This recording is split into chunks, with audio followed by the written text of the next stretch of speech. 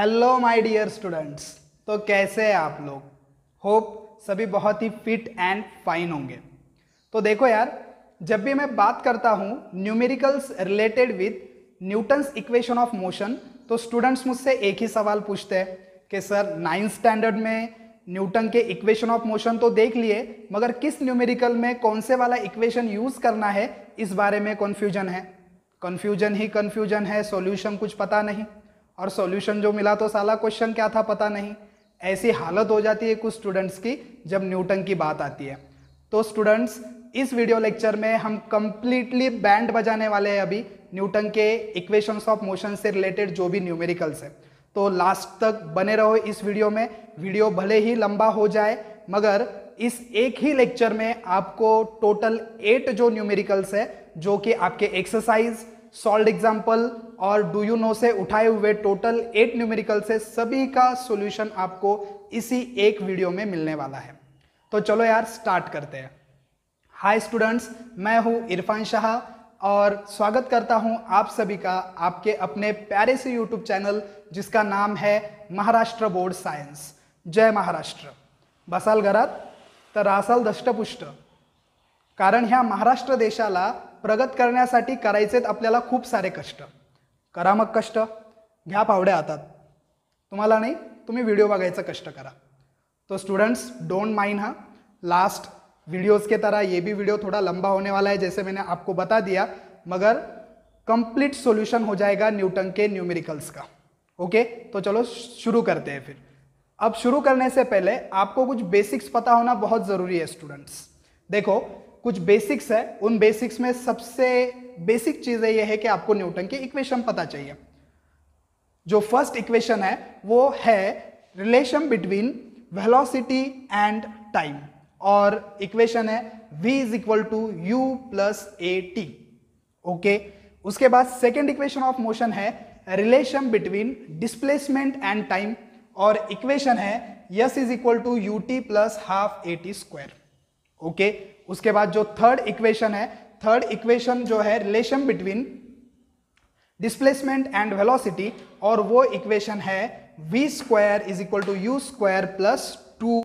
एक बार फिर से बता देता हूं कि यहाँ पे v का मीनिंग क्या है, फाइनल वेलोसिटी, u का मीनिंग क्या है, इनिशियल वेलोसिटी, a है एक्सेलरेशन, t है टाइम। उसके बाद यहाँ सेकेंड इक्वेशन में देखो, s का मीनिंग है displacement, u initial velocity, t again time, acceleration time, final velocity, initial velocity, acceleration, displacement. Okay, तो कितने टर्म्स है यहाँ पे, u, v, a, s और t। u initial velocity, v final velocity, a acceleration, s displacement और t time. ये terms आपको already पता है, इनके बारे में हमने डिटेल डिस्कशन किया था हमारे लास्ट लेक्चर्स में। आई थिंक सेकेंड लेक्चर था, वहां पे हमने इसके बारे में डिटेल डिस्कशन किया है। फिर से उस लेक्चर की लिंक यहाँ पे डिस्क्रिप्शन में डाल देता हूं, तो एक बार आप चेक कर लो अगर रिवीजन करना चाहते हो तो। अब देखो स्टूडेंट्स, दो बातें बहुत ही इंपॉर्टेंट आपको यहाँ पे ध्यान में रखनी है। कौन सी दो बातें? कि अगर हम ऑब्जेक्ट को क्या करते हैं, वर्टिकली अपवर्ड थ्रो करते हैं, ये एक एक्टिविटी हो गई। और सेकेंड एक्टिविटी क्या, अगर हम ऑब्जेक्ट को क्या करते हैं, ऊपर से नीचे ड्रॉप करते हैं। ये दो बातें और इनसे रिलेटेड चार और थिंग्स है, 4 और थिंग्स इनसे रिलेटेड है, वो आपको याद रखना है। तो चलो पहले वाले के बारे में आपको बताता हूं कि अगर हम ऑब्जेक्ट वर्टिकली अपवर्ड थ्रो करते हैं तो इस एक्टिविटी के लिए कौन सी 4 बातों का ध्यान हमें रखना है। सबसे पहले ये कि जब ऑब्जेक्ट को हम क्या करते हैं, नीचे से ऊपर फेंकते हैं, वर्टिकली अपवर्ड थ्रो करते हैं, तब उस ऑब्जेक्ट की velocity decrease decrease decrease decrease होते जाती है और एक पॉइंट को 0 हो जाती है। वहां से ऑब्जेक्ट फिर नीचे फॉल होने लगता है। ये वेलोसिटी डिक्रीज क्यों होने वाली है? क्योंकि अर्थ उसको क्या कर रही है, ग्रेविटेशनल फोर्स से नीचे के ओर क्या कर रही है, पुल कर रही है। ये इसका रीजन है। ये पहली थिंग हो गई कि ऑब्जेक्ट को जब ऊपर थ्रो करेंगे तो उसकी velocity decrease decrease decrease decrease और फाइनली 0 हो जाएगी। ये फर्स्ट थिंग हो गई। अब इस एक्टिविटी से और एक बात निकल कर आती है कि ऑब्जेक्ट को इनिशियल वेलोसिटी होगी, इनिशियल वेलोसिटी की कुछ ना कुछ वैल्यू होगी और फाइनल वेलोसिटी क्या होगी, 0 होगी। जब ऑब्जेक्ट को नीचे से ऊपर फेंकते हैं तो स्टार्टिंग में उसको स्पीड होती है, मगर वो डिक्रीज होकर 0 हो जाती है फाइनली। इसलिए ऑब्जेक्ट को जब वर्टिकली अपवर्ड थ्रो किया जाता है तो इनिशियल वेलोसिटी की कुछ ना कुछ वैल्यू होती है, मगर फाइनल वेलोसिटी की वैल्यू 0 होती है। और उसके बाद जो नेक्स्ट थिंग आपको इसके बारे में याद रखनी है वो ये है कि यहाँ पे जो एक्सेलरेशन होगा, एक्सेलरेशन ड्यू टू ग्रेविटी, अर्थ के ऊपर लगने वाला, मतलब अर्थ का ऑब्जेक्ट के ऊपर लगने वाला, वो निगेटिव होने वाला है। क्यों? क्योंकि अर्थ के ग्रेविटेशनल फोर्स की जो डायरेक्शन है वो कहाँ पे है, डाउनवर्ड डायरेक्शन है। ओके, और ऑब्जेक्ट कहाँ पे थ्रो हो रहा है, कहाँ पे मूव कर रहा है, अपवर्ड डायरेक्शन में। यहाँ पे डायरेक्शंस अपोजिट है, ये इंडिकेट करने के लिए जो अर्थ का एक्सेलरेशन है वो निगेटिव लिया जाता है। वो एक्सेलरेशन जो है यहाँ पे हम ए के जगह पर जी से इंडिकेट करते हैं। अगर अर्थ के एक्सेलरेशन की बात आती है, ऑब्जेक्ट का एक्सेलरेशन है, कोई ऑब्जेक्ट मूव कर रहा है ग्राउंड के ऊपर तो उसके एक्सेलरेशन को ए से इंडिकेट करेंगे। मगर जहां पे एक्सेलरेशन ग्रेविटी का आ जाता है, जिसे बोलते हैं हम acceleration due to gravity, indicate करते हैं स्मॉल जी से, और उसको निगेटिव लेंगे कब, जब ऑब्जेक्ट को नीचे से ऊपर थ्रो करेंगे तब। तो ये 4 बातें देखो कौन कौन सी है। ऑब्जेक्ट जब नीचे से ऊपर थ्रो करते हैं तब first thing, velocity continuously decreases because of the downward pull of earth. Second thing, initial velocity have some value.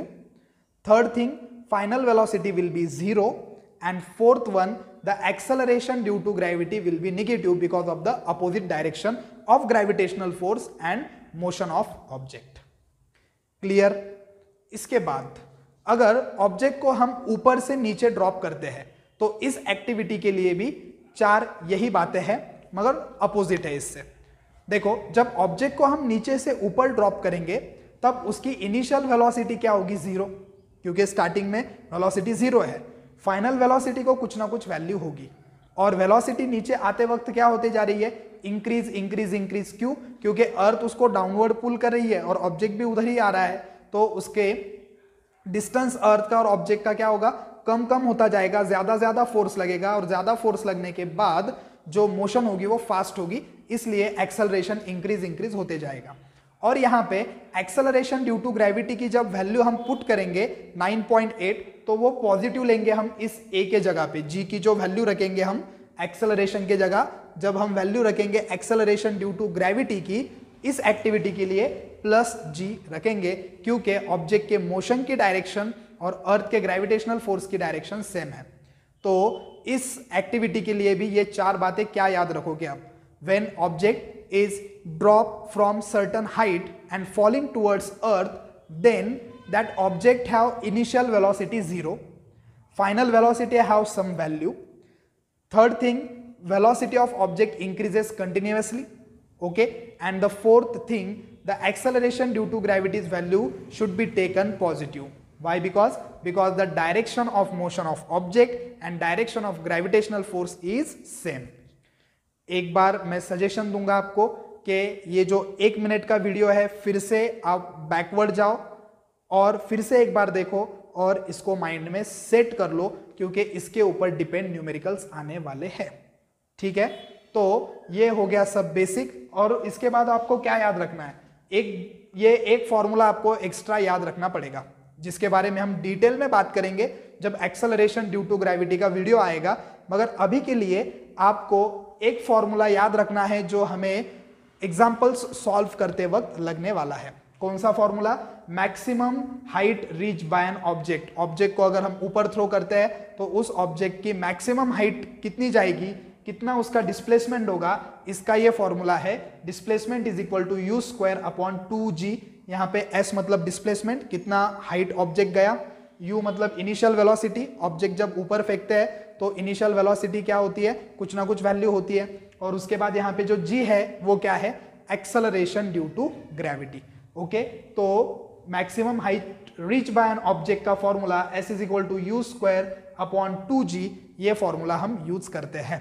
Okay, mathematically फॉर्मूले की साइन पॉजिटिव है, मगर एक्सेलरेशन कैसा होता है, जब ऑब्जेक्ट को हम नीचे से ऊपर फेंकते हैं तो एक्सेलरेशन निगेटिव होता है। कंफ्यूज नहीं होना है, मैंने पहले ही बता दिया, ठीक है। और उसके बाद ये एक चीज आपको और ध्यान में रखनी है, time of ascent is equal to time of descent. मतलब जब ऑब्जेक्ट को आप ऊपर थ्रो करोगे तो यहां से यहां जाने में ऑब्जेक्ट को जितना टाइम लगेगा, यहां से ऊपर से नीचे आने में उतना ही टाइम लगेगा।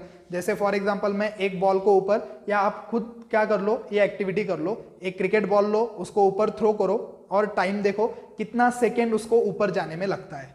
तो आप ऑब्जर्व करोगे फॉर एग्जांपल 4 सेकेंड उस ऑब्जेक्ट को ऊपर टॉप तक जाने के लिए लगे, और फिर उस टॉप से नीचे आने के लिए कितना सेकेंड लगेगा, सेम, क्योंकि अर्थ का फोर्स उसके ऊपर क्या है, सेम ही है। इसलिए क्या होगा, भले उस ऑब्जेक्ट की वेलोसिटी इंक्रीज हो जाए, मगर वो क्या करते हैं, इक्वल टाइम ही लेते हैं ऊपर जाने के लिए। जो टाइम लगेगा जिसे हम t1 बोलते हैं या बोलते हैं टाइम ऑफ एसेंट, वो इक्वल होगा किसको, t2 को, जिसे हम बोलते हैं time of descent. Time of ascent मतलब ऊपर जाने के लिए लगने वाला टाइम, और टाइम ऑफ डिसेंट मतलब नीचे आने के लिए लगने वाला time. t1 is equal to t2 होता है। ये आपको ध्यान में रखना है। ये पॉइंट हमें कुछ न्यूमेरिकल्स में लगने वाला है, और एक क्वेश्चन तो इसी के ऊपर डिपेंड है। ये हमें प्रूफ करना है कि t1 और t2 इक्वल ही होते हैं। ऊपर जाने के लिए जितना टाइम लगता है, नीचे आने के लिए उतना ही टाइम लगता है। ये प्रूफ भी करने वाला एक क्वेश्चन है जो कि बहुत इंपॉर्टेंट है। ओके, और इसी कंसेप्ट का यूज हमें कुछ न्यूमेरिकल्स में भी होने वाला है। तो जितना बेसिक चाहिए था, ओके, उतना बेसिक मैंने आपको यहां पे बता दिया। तो देखो स्टूडेंट्स, ये है हमारा first example Newton's equation of motion से रिलेटेड। ये एग्जाम्पल देखो दिया है आपके टेक्स्ट बुक में, page number 6, solved example, example number 2। Page number 6 के ऊपर सॉल्व्ड एग्जाम्पल, एग्जाम्पल नंबर 2। देखो क्वेश्चन क्या दिया हुआ है, in the above example assuming that the bench on which Mahendra is sitting is frictionless. In the above example means कौन से वाले एग्जाम्पल में, जो उसका फर्स्ट वाला एग्जाम्पल है, जो हम ऑलरेडी सॉल्व कर चुके हैं हमारे पहले वाले लेक्चर में। तो उस एग्जाम्पल में क्या था कि महेंद्र और विराट दोनों एक बेंच के ऊपर बैठे हुए हैं, 1 मीटर का उनके अंदर डिस्टेंस है, और उनके अंदर कितना ग्रेविटेशनल फोर्स है ये हमें कैलकुलेट करना था। तो अभी क्या बोल रहे हैं कि जो एग्जाम्पल हमने पहले देखा, जिसके बारे में मैंने अभी बताया, वहां पे फर्स्ट वाला जो एग्जाम्पल दिया है, तो उसमें जो बेंच है वो बेंच क्या है, फ्रिक्शनलेस है। अब देखो जो हमने फोर्स कैलकुलेट किया था विराट और महेंद्र के बीच में का, तो वो था 4.002 into 10 to the power -7 newton. ये फोर्स हमने कैलकुलेट किया था, आप वहां टेक्स्ट बुक में भी देख सकते हो, प्रीवियस लेक्चर में भी हमने इसको सॉल्व किया है, आपको याद ही होगा। तो इतना कम फोर्स से जो दोनों बॉडीज है विराट और महेंद्र की, वो एक दूसरे के और मूव नहीं करेगी, मगर इस एग्जाम्पल में कहा है कि ऐसे कंसिडर करो कि वो मूव करेगी।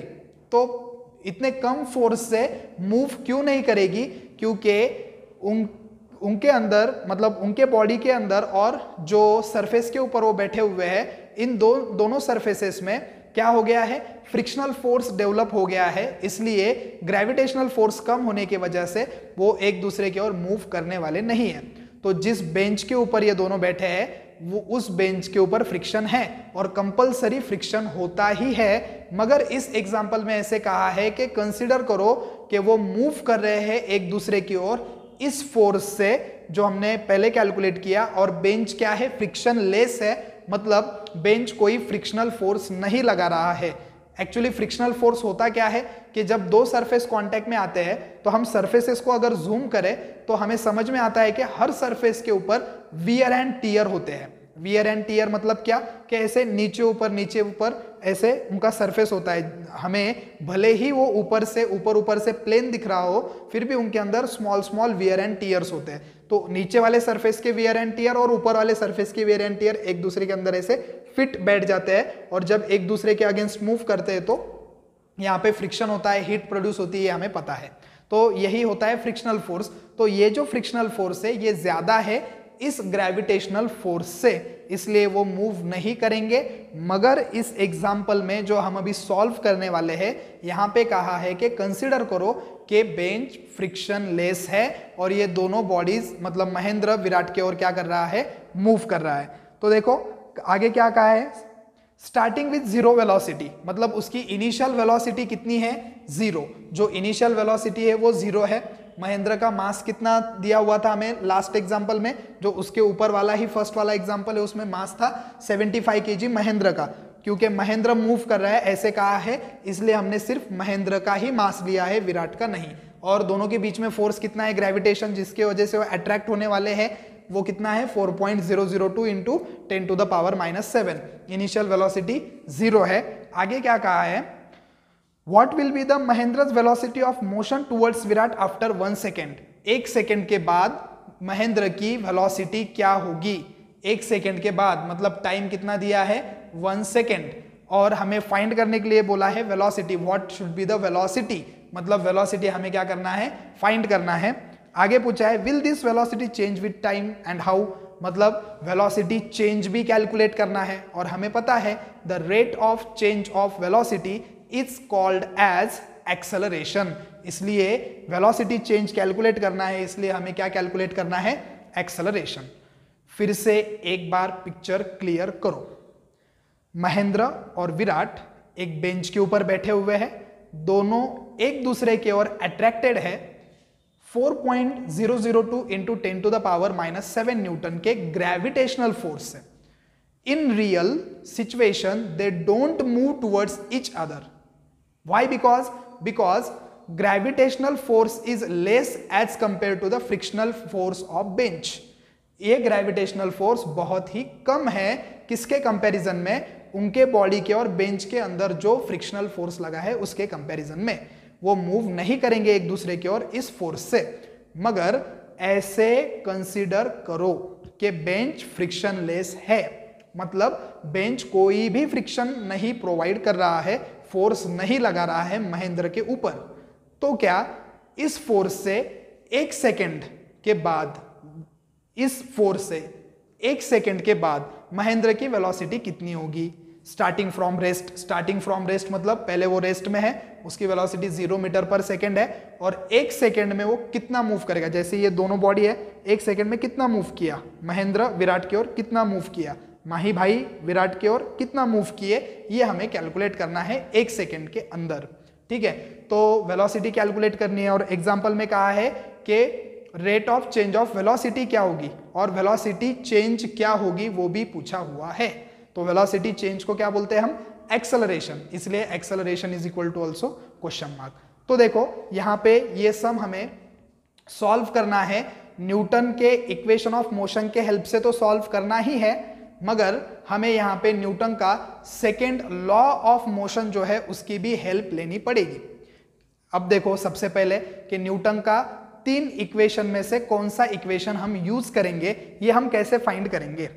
तो देखो यहां पे हमें क्या दिया हुआ है, टाइम 1 सेकेंड और वेलोसिटी कैलकुलेट करने को बोला है। तो कौन सा रिलेशन लग रहा है फिर, relation between velocity and time. समझ रहे हो बात को।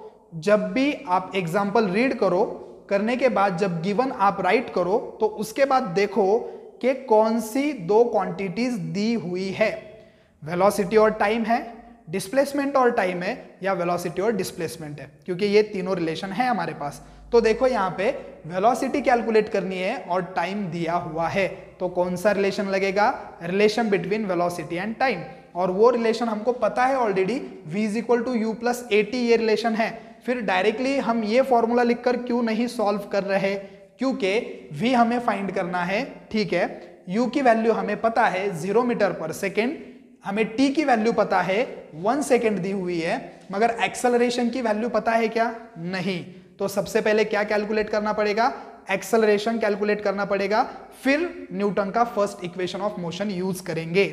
समझ में आ रही है बात। हम पहले ही इस इक्वेशन को इसलिए नहीं लिख रहे क्योंकि सबसे पहली बात, गिवन से हमें समझ में आया कि फर्स्ट इक्वेशन यूज करना है वेलोसिटी और टाइम का। जब हमें यह समझ में आया कि वेलोसिटी और टाइम का रिलेशन वाला इक्वेशन यूज करना है, तो हमें यह भी समझ में आ रहा है कि एक्सेलरेशन नहीं दिया हुआ है, तो एक्सेलरेशन को पहले कैलकुलेट करेंगे। तो एक्सेलरेशन को कैलकुलेट करने के लिए हमें फोर्स का जो जनरल फॉर्मूला है मास इनटू एक्सेलरेशन उसको यूज करना है। और ये force into mass, force is equal to mass into acceleration, ये फॉर्मूला कहां से आया? न्यूटन के सेकेंड लॉ ऑफ मोशन से, जिसे हम लॉ ऑफ मोमेंटम बोलते हैं। लॉ ऑफ मोमेंटम आप देख सकते हो, डिस्क्रिप्शन में मैंने वीडियो की लिंक डाली हुई है। तो उस लॉ के according general force is equal to mass into acceleration.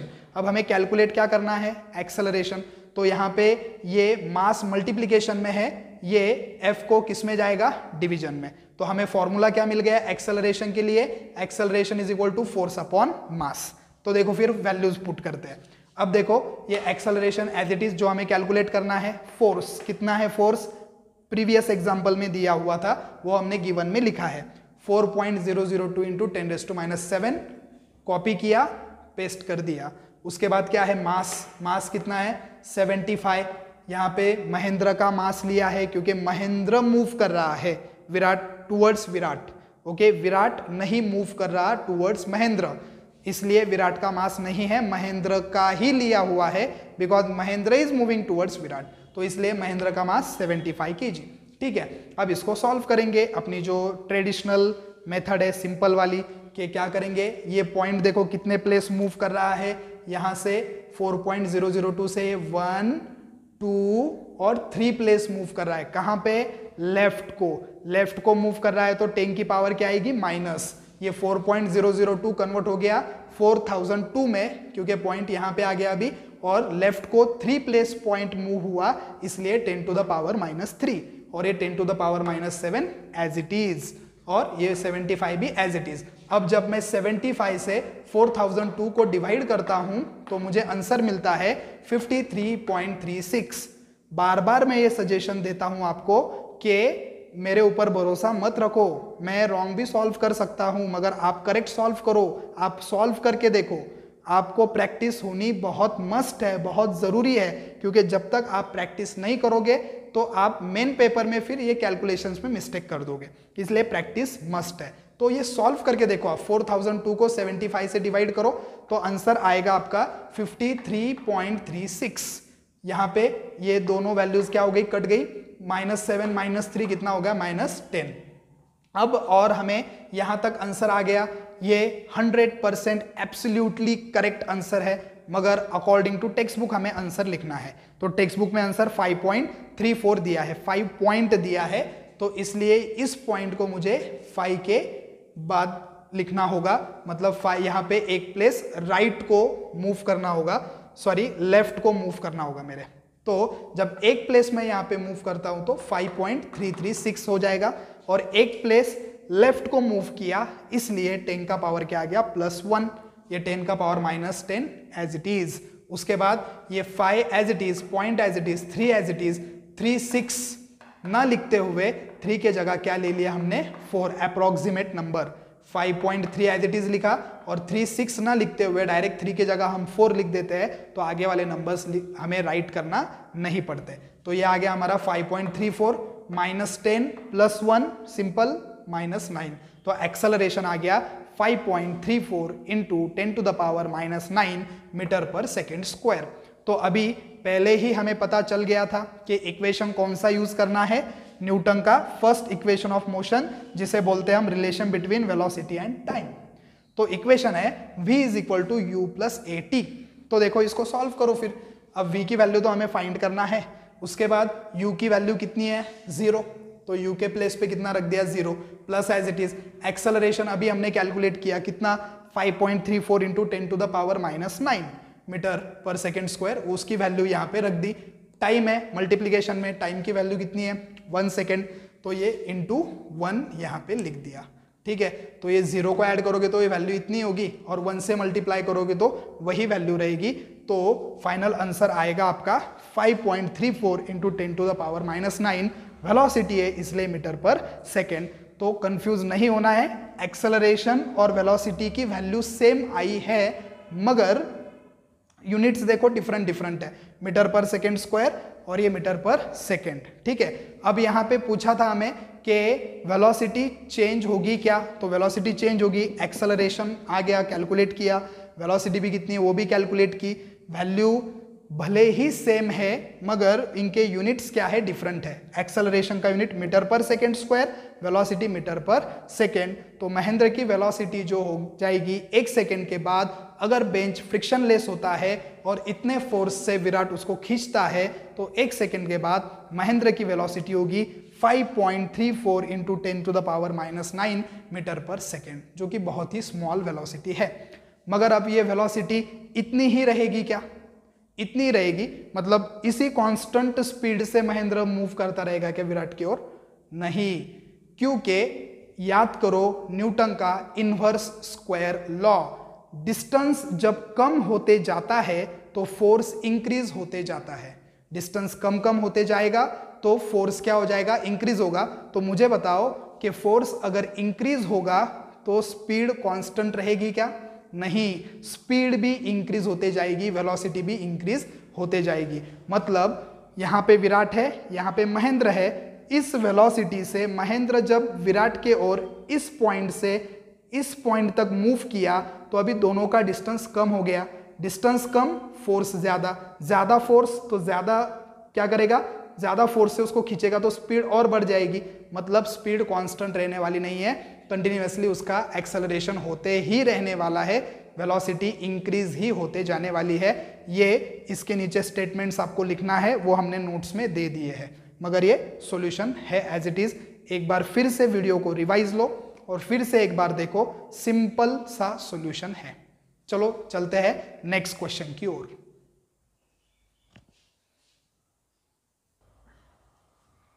तो देखो स्टूडेंट्स, सेकेंड एग्जाम्पल आपके पेज नंबर 6 के ऊपर, टेक्स्ट बुक के पेज नंबर 6 के ऊपर एक यूज योर ब्रेन पावर दिया हुआ है, वहां का ये क्वेश्चन है। तो देखो क्वेश्चन क्या दिया है, assuming the acceleration in example 2 above remains constant.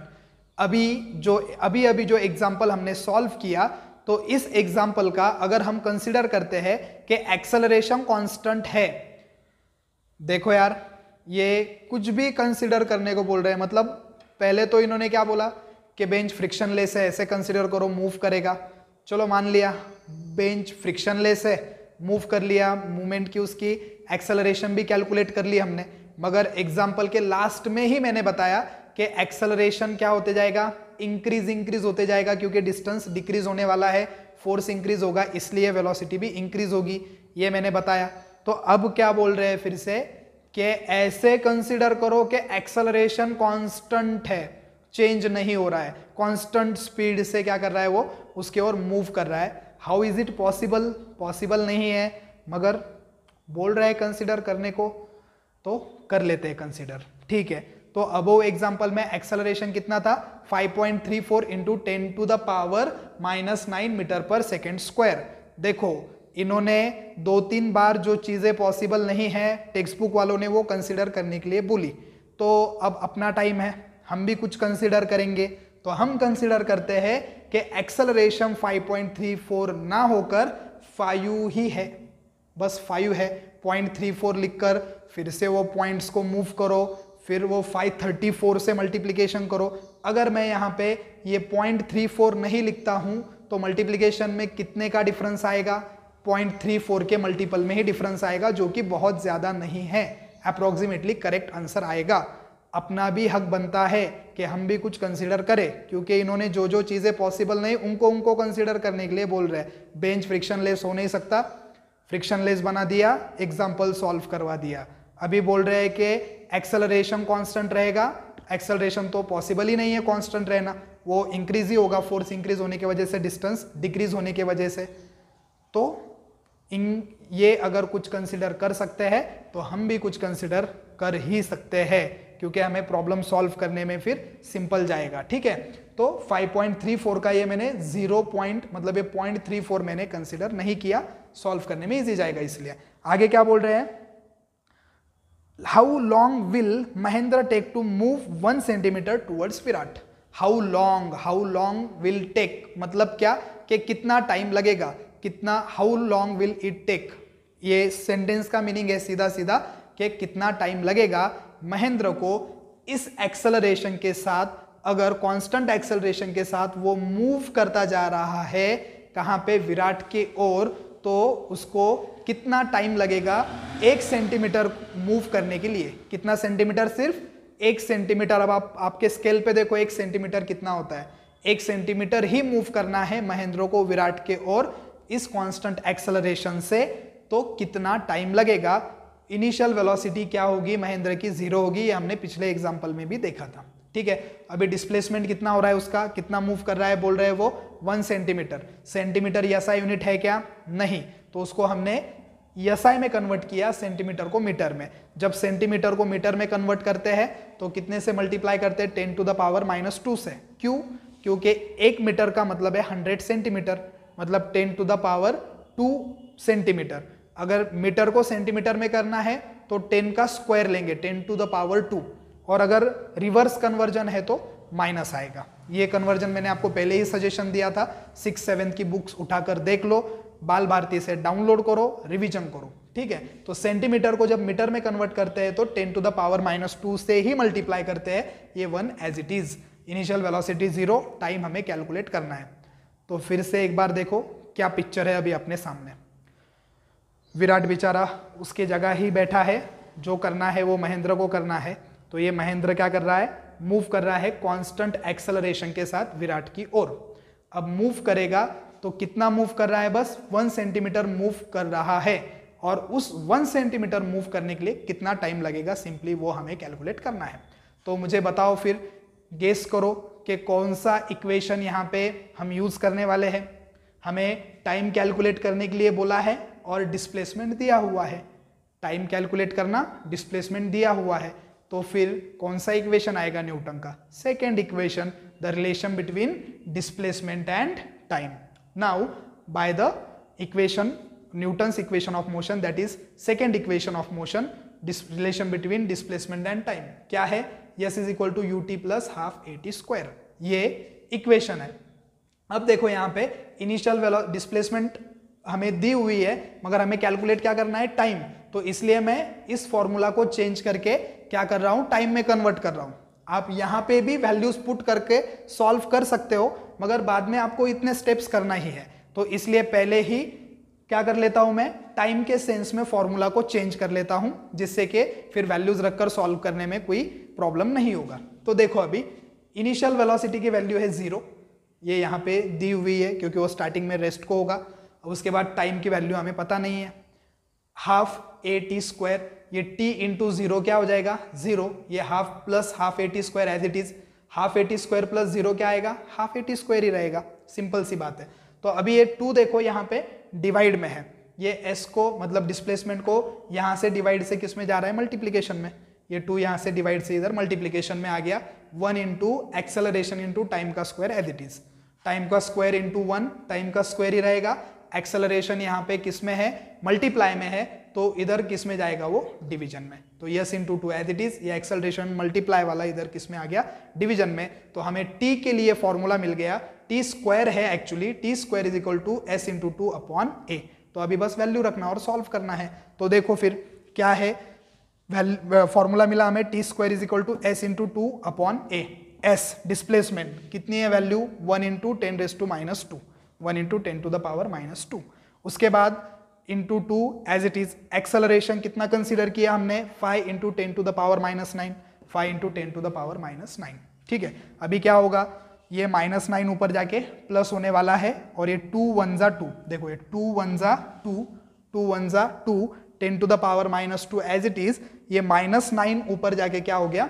+9, simple. अब इसके बाद क्या करना है? ये 9 - 2 कितना आएगा? 10 to the power 7, 2 as it is, 5 as it is. अगर 5 से मुझे 2 को डिवाइड करना है तो सिंपल सी बात है, मैं एक 0 उसके ऊपर बढ़ा लेता हूं, तो 5 4 जा 20 हो जाएगा। तो अगर मैं 2 के ऊपर एक 0 बढ़ाता हूं तो इसकी एक पावर क्या हो जाएगी? कम हो जाएगी। तो यहाँ पे 10 टू द पावर 7 है, यहाँ पे क्या आ जाएगा? 10 टू द पावर 6। 5 से डिवाइड किया, 5 1 जा 5, 5 4 जा 20, ये 4 into 10 to the power 6 as it is. अब यहाँ पे t स्क्वायर की वैल्यू मिली, इसका क्या निकालना है हमें? Square root, taking square root of both side. अब ये t स्क्वायर का स्क्वायर रूट आ जाएगा t, और 4 इंटू 10 टू द पावर 6 को हमने डाल दिया स्क्वायर रूट में। अब 4 का स्क्वायर रूट क्या होता है 2, और 10 टू द पावर 6 का स्क्वायर रूट क्या होगा 10 टू द पावर 3। क्या होगा 10 टू द पावर 3। कैसे होगा देखो, अगर मैं ये स्क्वायर रूट है ना, ये वैल्यू क्या है, ये वैल्यू क्या है, इस वैल्यू का स्क्वायर रूट है, इस वैल्यू का स्क्वायर रूट है, तो इसका अगर मैं स्क्वायर करता हूं तो ये मिलना चाहिए मुझे।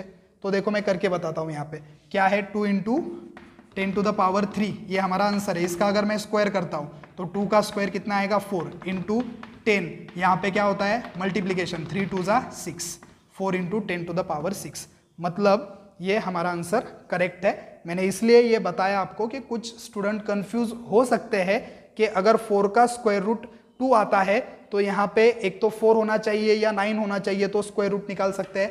नहीं, जब हम ऐसे वैल्यू का स्क्वायर करते हैं तो पावर की मल्टीप्लीकेशन होती है, मैंने पहले ही बता दिया आपको। देखो मैंने स्क्वायर भी करके बताया आपको, 2 इंटू 10 टू द पावर 3 का अगर मैं स्क्वायर करूँ तो 2 का स्क्वायर 4 और 3 2 जा 6, 4 इंटू 10 रेज टू 6, मतलब इसका स्क्वायर रूट ये वैल्यू है।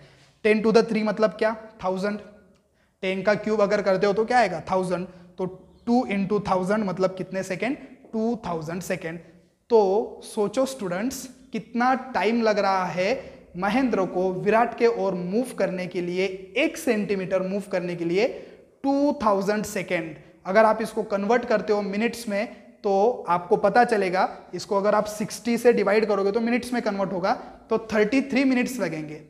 कितने मिनट्स लगेंगे 33, 1 सेंटीमीटर मूव करने के लिए। तो आप सोच सकते हो कि ग्रेविटेशनल फोर्स कितना वीक फोर्स है। सबसे पहले बेंच फ्रिक्शन लेस होगा तब मूव करेंगे, और एक्सेलरेशन कांस्टेंट रहेगा तब मूव करेंगे, तो 1 सेंटीमीटर मूव करने के लिए 33.33 मिनट्स लग जाएंगे। आधा घंटा लग जाएगा 1 सेंटीमीटर मूव करने के लिए। आप जब बेंच पे बैठते हो तो आप तो वैसे ही कितना मूव करते हो, जितना बेंच का लेंथ है उतना मूव करते हो, है कि नहीं। तो ये अगर सीधे बैठे रहते हैं तो 1 सेंटीमीटर मूव करने के लिए इतना ज़्यादा टाइम लगेगा। यहाँ से प्रूफ होता है कि ग्रेविटेशनल फोर्स बहुत ही वीक फोर्स है। अगर हम फ्रिक्शनलेस बेंच नहीं कंसिडर करते, एक्सेलरेशन को कांस्टेंट नहीं कंसिडर करते, तो मोशन होती ही नहीं। मतलब विराट और एक्चुअल में वो दोनों एक दूसरे की ओर जाने वाले हैं क्या, नहीं जाने वाले हैं, मगर हमने कंसिडर किया कि बेंच फ्रिक्शनलेस है, एक्सेलरेशन कांस्टेंट है और मूव कर रहे हैं, तब भी जाकर आधा घंटा टाइम लगेगा 1 सेंटीमीटर मूव करने के लिए। Hence prove that gravitational force is the weak force. Okay, एक बार अच्छे से ऑब्जर्व कर लो, बहुत ही सिंपल सॉल्यूशन है। चलो चलते हैं नेक्स्ट एग्जांपल की ओर। तो देखो स्टूडेंट्स, देखते हैं हम अपना 3rd और 4th क्वेश्चन। 3rd नंबर का जो क्वेश्चन है वो दिया है आपके टेक्स्ट बुक के page number 7, solved example 2। Page number 7 solved example second वाला। देखो क्या है वहां पे question, starting from rest what will be Mahendra's velocity after 1 second if he is falling down due to the gravitational force of earth. मतलब महेंद्र क्या हो रहा है, ऊपर से नीचे गिर रहा है, ऐसे कंसिडर करना है अर्थ के ग्रेविटेशनल फोर्स से।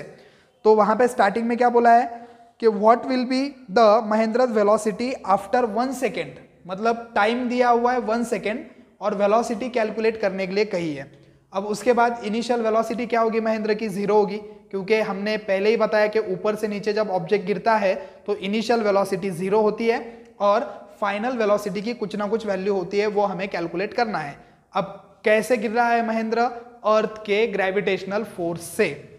ओके, तो अर्थ का ग्रेविटेशनल फोर्स महेंद्र के ऊपर कितना लगा हुआ है वो हमने प्रीवियस वीडियो में सॉल्व किया था कि अर्थ का महेंद्र के ऊपर ग्रेविटेशनल फोर्स कितना है, जो कि वहीं पे एग्जाम्पल नंबर 1 है। वहां पे आप देख सकते हो या प्रीवियस वीडियो में भी देख सकते हो कि एग्जाम्पल नंबर 1 में जो अर्थ का ग्रेविटेशनल फोर्स है महेंद्र के ऊपर वो था 733 न्यूटन। ये हमने प्रीवियस वीडियो में सॉल्व भी किया और वहां आप टेक्स्ट बुक में देख भी सकते हो, उसके बाजू में ही एग्जाम्पल नंबर 1 है। ठीक है, तो पिक्चर क्लियर कि अर्थ महेंद्र को कितने फोर्स से खींच रही है, 733 न्यूटन, 733 न्यूटन के फोर्स से नीचे खींच रही है। जब महेंद्र ऊपर से नीचे गिरेगा तो उसकी इनिशियल वेलोसिटी 0 होती है और उसका जो फाइनल वेलोसिटी होगा उसकी कुछ ना कुछ वैल्यू होने वाली है। और एक्सेलरेशन जो होता है वो क्या होता है, पॉजिटिव होता है, और अर्थ का एक्सेलरेशन कितना है, 9.8 है। हम डायरेक्टली भी इस क्वेश्चन में 9.8 ले सकते थे, मगर टेक्स्ट बुक ने जैसे सॉल्व करके दिया है वैसे ही मैं भी आपको सॉल्व करके दे रहा हूं। नहीं तो आप बोलोगे टेक्स्ट बुक में अलग है, आप बता अलग रहे हो, तो जैसे टेक्स्ट बुक में वैसे मैं सॉल्व करके दे रहा हूं। ठीक है, तो अब देखो, सबसे पहले इसे हमें सॉल्व करना है न्यूटन के इक्वेशन ऑफ मोशन से। तो कौन सा इक्वेशन ऑफ मोशन लगाओगे? मैंने पहले ही कहा था, जब क्वेश्चन रीड करो तो गिवन लिखो और गिवन से पता करो कि कौन सी दो क्वांटिटीज दी है, वेलोसिटी एंड टाइम है, डिस्प्लेसमेंट एंड टाइम है, या वेलोसिटी एंड डिस्प्लेसमेंट है। तो देखो, जब आप गिवन लिखते हो तो आपको पता चलता है कि टाइम दिया है 1 सेकेंड और वेलोसिटी कैलकुलेट करनी है। तो कौन सा इक्वेशन यूज करोगे? वेलोसिटी एंड टाइम वाला फर्स्ट इक्वेशन। मगर फर्स्ट इक्वेशन क्या है? v is equal to u plus at। अब यहां पे t की वैल्यू 1 सेकेंड पता है, u की वैल्यू 0 पता है, मगर एक्सेलरेशन की वैल्यू दी नहीं है। अब मैंने जैसे बताया कि एक्सेलरेशन तो फिक्स है अर्थ का, जब गिर रहा है नीचे तो अर्थ के एक्सेलरेशन से गिर रहा है, 9.8 होता है, मगर बुक ने सॉल्व किया है उसे। तो सॉल्व करते हैं पहले फिर एक्सेलरेशन को। तो from Newton second law of motion क्या? Force is equal to mass into acceleration. अब ये मास यहाँ पे किसमें है? मल्टीप्लाई में, फोर्स को डिवाइड में चला गया तो हमें एक्सेलरेशन का फॉर्मूला मिला फोर्स अपॉन मास। फोर्स कितना है? 733 न्यूटन, प्लेस कर दिया एज इट इज। मास कितना है उसका? जो मास है यहाँ पे गिवन में मास भी लिखना चाहिए, कितना मास है? मास दिया हुआ था महेंद्र का 75 kg। तो 75 से हम 733 को डिवाइड कर रहे हैं तो आंसर आएगा 9.77, जो कि नियर अबाउट इक्वल है 9.8 को, जैसे मैं पहले बता रहा था। क्योंकि यहाँ 9.77 है तो 7 के जगह मैं 8 लिख सकता हूँ। आगे वाले नंबर्स मुझे नहीं लिखने हैं तो अप्रोक्सीमेट लेने के लिए, मगर फिर से बुक ने जैसे सॉल्व किया मैंने वैसे सॉल्व किया, क्योंकि हम जितने भी आंसर ला रहे हैं अकॉर्डिंग टू बुक ही ला रहे हैं। ठीक है, तो 9.77 ये एक्सेलरेशन आ गया मीटर पर सेकेंड स्क्वायर। अब हमें तो पहले ही पता चल गया था, देखते ही पता चल गया था हमें तो कि वेलोसिटी और टाइम है, तो पहला इक्वेशन लगेगा, सिंपल सी बात है। अब धीरे धीरे कंफ्यूजन आपका दूर हो रहा होगा कि कौन से न्यूमेरिकल में कौन सा इक्वेशन यूज करना है। गिवन से पता चलता है कि कौन सी दो क्वांटिटीज दी है और उन दो क्वांटिटी का कौन सा इक्वेशन है। तो वेलोसिटी और टाइम है, तो इसलिए first equation v is equal to u plus at। u की वैल्यू है 0, इसलिए प्लेस कर दी। एक्सेलरेशन है 9.77, रख दिया उसकी वैल्यू भी, इनटू टाइम की वैल्यू कितना है? 1 सेकेंड। अब ये 9.77 इंटू 1 9.77 ही आएगा, 0 से भी ऐड करते हैं तो वेलोसिटी आ गई महेंद्र की 1 सेकेंड के बाद 9.77 metre per second. Okay, confuse नहीं होना है। फिर से वैल्यू जैसे आपको सेम दिख रही है मगर यूनिट अलग अलग है। एक्सेलरेशन का यूनिट है मीटर पर सेकेंड स्क्वायर और वेलोसिटी का है मीटर पर सेकेंड। ठीक है, तो महेंद्र जब गिरेगा अर्थ के ऊपर और अर्थ उसको 733 न्यूटन के वैल्यू से जब खींचेगी तो महेंद्र की 1 सेकेंड के अंदर वेलोसिटी कितनी होने वाली है? 9.77 मीटर पर सेकेंड। ओके, अब ये हो गया आपका थर्ड क्वेश्चन का एक्सप्लेनेशन। अब fourth question, actually text book में ये क्वेश्चन नहीं दिया हुआ है, मैं इसे बोलूंगा स्टूडेंट्स चॉइस क्वेश्चन। ये स्टूडेंट चॉइस क्वेश्चन है, क्योंकि आप अगर टेक्स्ट बुक में अगर देखते हो तो एग्जाम्पल सॉल्व होने के बाद एग्जाम्पल 2 में वहां पे यहाँ पे नीचे दिया हुआ है कि this is 1.83 into 10⁹ times of Mahendra's velocity, times of Mahendra's velocity in example 2 given on page number 6। Page number 6 के ऊपर हमने जो अभी इसी वीडियो में एग्जाम्पल सॉल्व किया है ये वाला, तो यहाँ पे आप देख सकते हो महेंद्र की वेलोसिटी कितनी आई थी? 5.34 इंटू 10⁻⁹ और यहाँ पे ये 7 पेज नंबर पे महेंद्र की वेलोसिटी कितनी आई है? 9.77। अब डिफरेंस समझो, पेज नंबर 6 के ऊपर जो सेकंड वाला एग्जाम्पल हमने सॉल्व किया उसमें जो वेलोसिटी निकाली वो कौन सी वेलोसिटी थी? विराट के और जब मूव कर रहा है वो वेलोसिटी थी।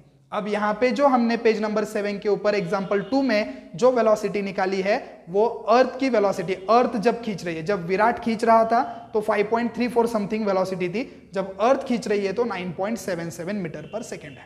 ओके, तो वहां पे दिया गया है कि ये जो वेलोसिटी है पेज नंबर 7 के ऊपर आई हुई, ये वेलोसिटी पेज नंबर 6 के ऊपर जो वेलोसिटी आई थी 5.34 इंटू 10 टू द पावर -9, इस वेलोसिटी के कितने टाइम है, कितनी ज्यादा है, 1.83 into 10 to the power 9 times ज्यादा है। ये आपको समझ में आ रहा है कि ये वेलोसिटी पेज नंबर 7 के ऊपर जो आई है, पहले मैंने बताया कि पेज नंबर 6 के ऊपर की वेलोसिटी महेंद्र और विराट के बीच में की है, 7 के ऊपर अभी जो कैलकुलेट की अर्थ और महेंद्र की है, महेंद्र विराट, महेंद्र अर्थ। ओके, तो ये वेलोसिटी उस वेलोसिटी से 1.83 into 10 to the power 9 times है। तो यहां पे इसको मैं रीड कर देता और आगे चले जाता, तो फिर से आपके रिप्लाईज आ जाते हैं कि सर हाउ कैसे ये वेलोसिटी उस वेलोसिटी से इतने टाइम ज्यादा है। ये आप क्वेश्चन पूछते ही पूछते, तो इसलिए मैंने इस क्वेश्चन को सॉल्व कर दिया है यहाँ पे और इसको नाम दे दिया है स्टूडेंट्स चॉइस क्वेश्चन। आपके चॉइस का ये क्वेश्चन है, आप पूछने ही वाले होते, मैंने अभी एक्सप्लेन कर दिया। तो देखो अभी जो वेलोसिटी हमने कैलकुलेट की पेज नंबर 7 के ऊपर, उसको मैंने v1 दे दिया 9.77 metre per second. Page number 6 की जो है उसको कंसिडर करता हूं v2, velocity 2 5.34 into 10 to the power -9। ठीक है, क्यों मैंने इसको v1 और इसको v2 कंसिडर किया, इसको v1 और उसको v2 कर सकता था, मगर अभी पहले कंसिडरेशन में किसको लिया है, इस वेलोसिटी को। ये वेलोसिटी उस वेलोसिटी से इतने टाइम ज्यादा है, तो ये वेलोसिटी मतलब ये वेलोसिटी v1 है, वो वेलोसिटी क्या है, v2 है। ठीक है, तो अभी हम इसका रेशो निकालते हैं। v1 अपॉन v2 क्यों लिख रहा हूं मैं, क्योंकि ये v2 यहां डिवाइड में है, इधर मल्टीप्लाई में जाएगा, तो पता चलेगा ना कि v1 के कितने टाइम है v2, ये v1 के v2 कितने टाइम है। ठीक है, या सॉरी v1 v2 के कितने टाइम है, v1 v2 के कितने टाइम है जब ये इधर आएगा तब, तो इसलिए मैंने v1 अपॉन v2 ले लिया। तो v1 कितना है 9.77, v2 कितना है 5.34 इंटू 10 टू द पावर -9। ठीक है, अब यहाँ पे सिंपल सी अपनी ट्रेडिशनल ट्रिक, ये पॉइंट 2 प्लेस आगे गया, ये हो गया 977, 2 प्लेस राइट को गया इसलिए 10 टू द पावर -2। ओके, यहाँ पे भी 2 प्लेस आगे जाएगा पॉइंट, ये हो जाएगा 534 और यहाँ पे भी आएगा 10 टू द पावर -2। ठीक है, अब ये -2 कैंसिल कर सकते हैं, 10 टू द पावर -2 है, 10 टू द पावर -2 है, कैंसिल हो गया। ये -9 ऊपर जाके क्या हो जाएगा, 10 टू द पावर +9। अब यहाँ पे मैं 534 को 977 से जब डिवाइड करता हूँ, सॉरी 977 को 534 से जब डिवाइड करता हूँ तो आंसर आता है 1.8295। तो देखो क्या किया मैंने, ये 2 प्लेस आगे मूव किए, 977 10 टू द पावर -2, ये 2 प्लेस पॉइंट आगे मूव किया, 534 into 10 to the power -2, 2 place आगे किया इसलिए, और ये 10 to the power -9 as it is, -2 cancel, -9 ऊपर जाके +9 और 534 को 977 से डिवाइड करके मैंने कितना आंसर कैलकुलेट किया है, मैंने डिवाइड किया, आप भी डिवाइड करो तो पता चलेगा 1.8295 है, और ये -9 +9 हो गया।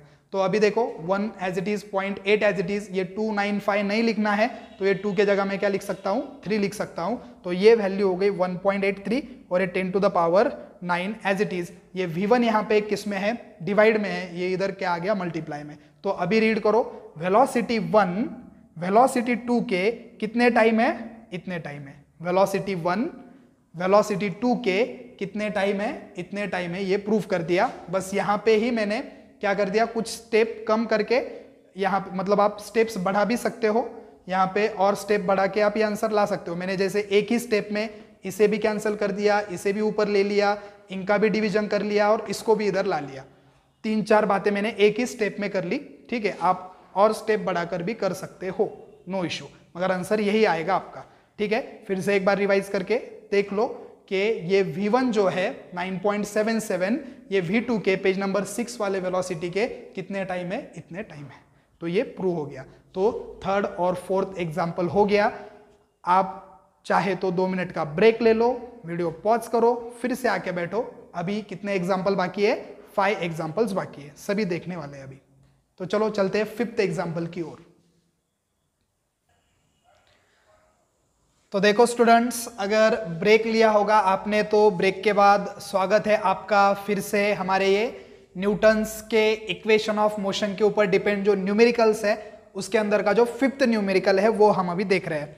तो देखो अपने सीरीज का जो 5th न्यूमेरिकल है वो है आपके टेक्स्ट बुक के पेज नंबर 12 के ऊपर का फर्स्ट एग्जाम्पल। सॉल्व एग्जाम्पल में जो फर्स्ट वाला एग्जाम्पल है पेज नंबर 12 के ऊपर, वहां का फर्स्ट एग्जाम्पल है, अपना 5th एग्जाम्पल है। ओके, तो देखो क्या दिया है वहां पे, एक आयरन बॉल है, एक बॉल है जिसको ड्रॉप किया जा रहा है 125 मीटर के हाइट से। कितने हाइट से? 120, ग्राउंड से कितनी हाइट है? 125 मीटर की हाइट है। आयरन बॉल का मास है 3 kg। एक 3 kg का वो आयरन बॉल, एक आयरन से बना हुआ, लोखंड से बना हुआ जो एक 3 kg का बॉल है, उसको हम ऊपर से नीचे ड्रॉप कर रहे हैं। कितने हाइट से? 125 मीटर के हाइट से। जब वो नीचे गिरेगा तो स्टार्टिंग में उसकी इनिशियल वेलोसिटी 0 रहने वाली है और एक्सेलरेशन ड्यू टू ग्रेविटी की वैल्यू 9.8 होती है, मगर इस एग्जांपल में हमें कंसीडर करने के लिए कहा है 10। 9.8 में और 10 में कितना डिफरेंस है? 0.2 का डिफरेंस है, 0.2 का ही डिफरेंस है बस। तो 9.8 और 10 अप्रोक्सीमेटली इक्वल है। तो यहाँ पे हम 9.8 नहीं तो कौन सी वैल्यू यूज करने वाले हैं? जैसे दिया है टेक्स्ट बुक में 10 metre per second square acceleration due to gravity. तो पिक्चर क्लियर है आपको कि एक बॉल ऐसे यहाँ मेरे हाथ में है, ग्राउंड से कितनी हाइट है इस बॉल की? 3 किलो का बॉल है, इसकी हाइट है 125 मीटर।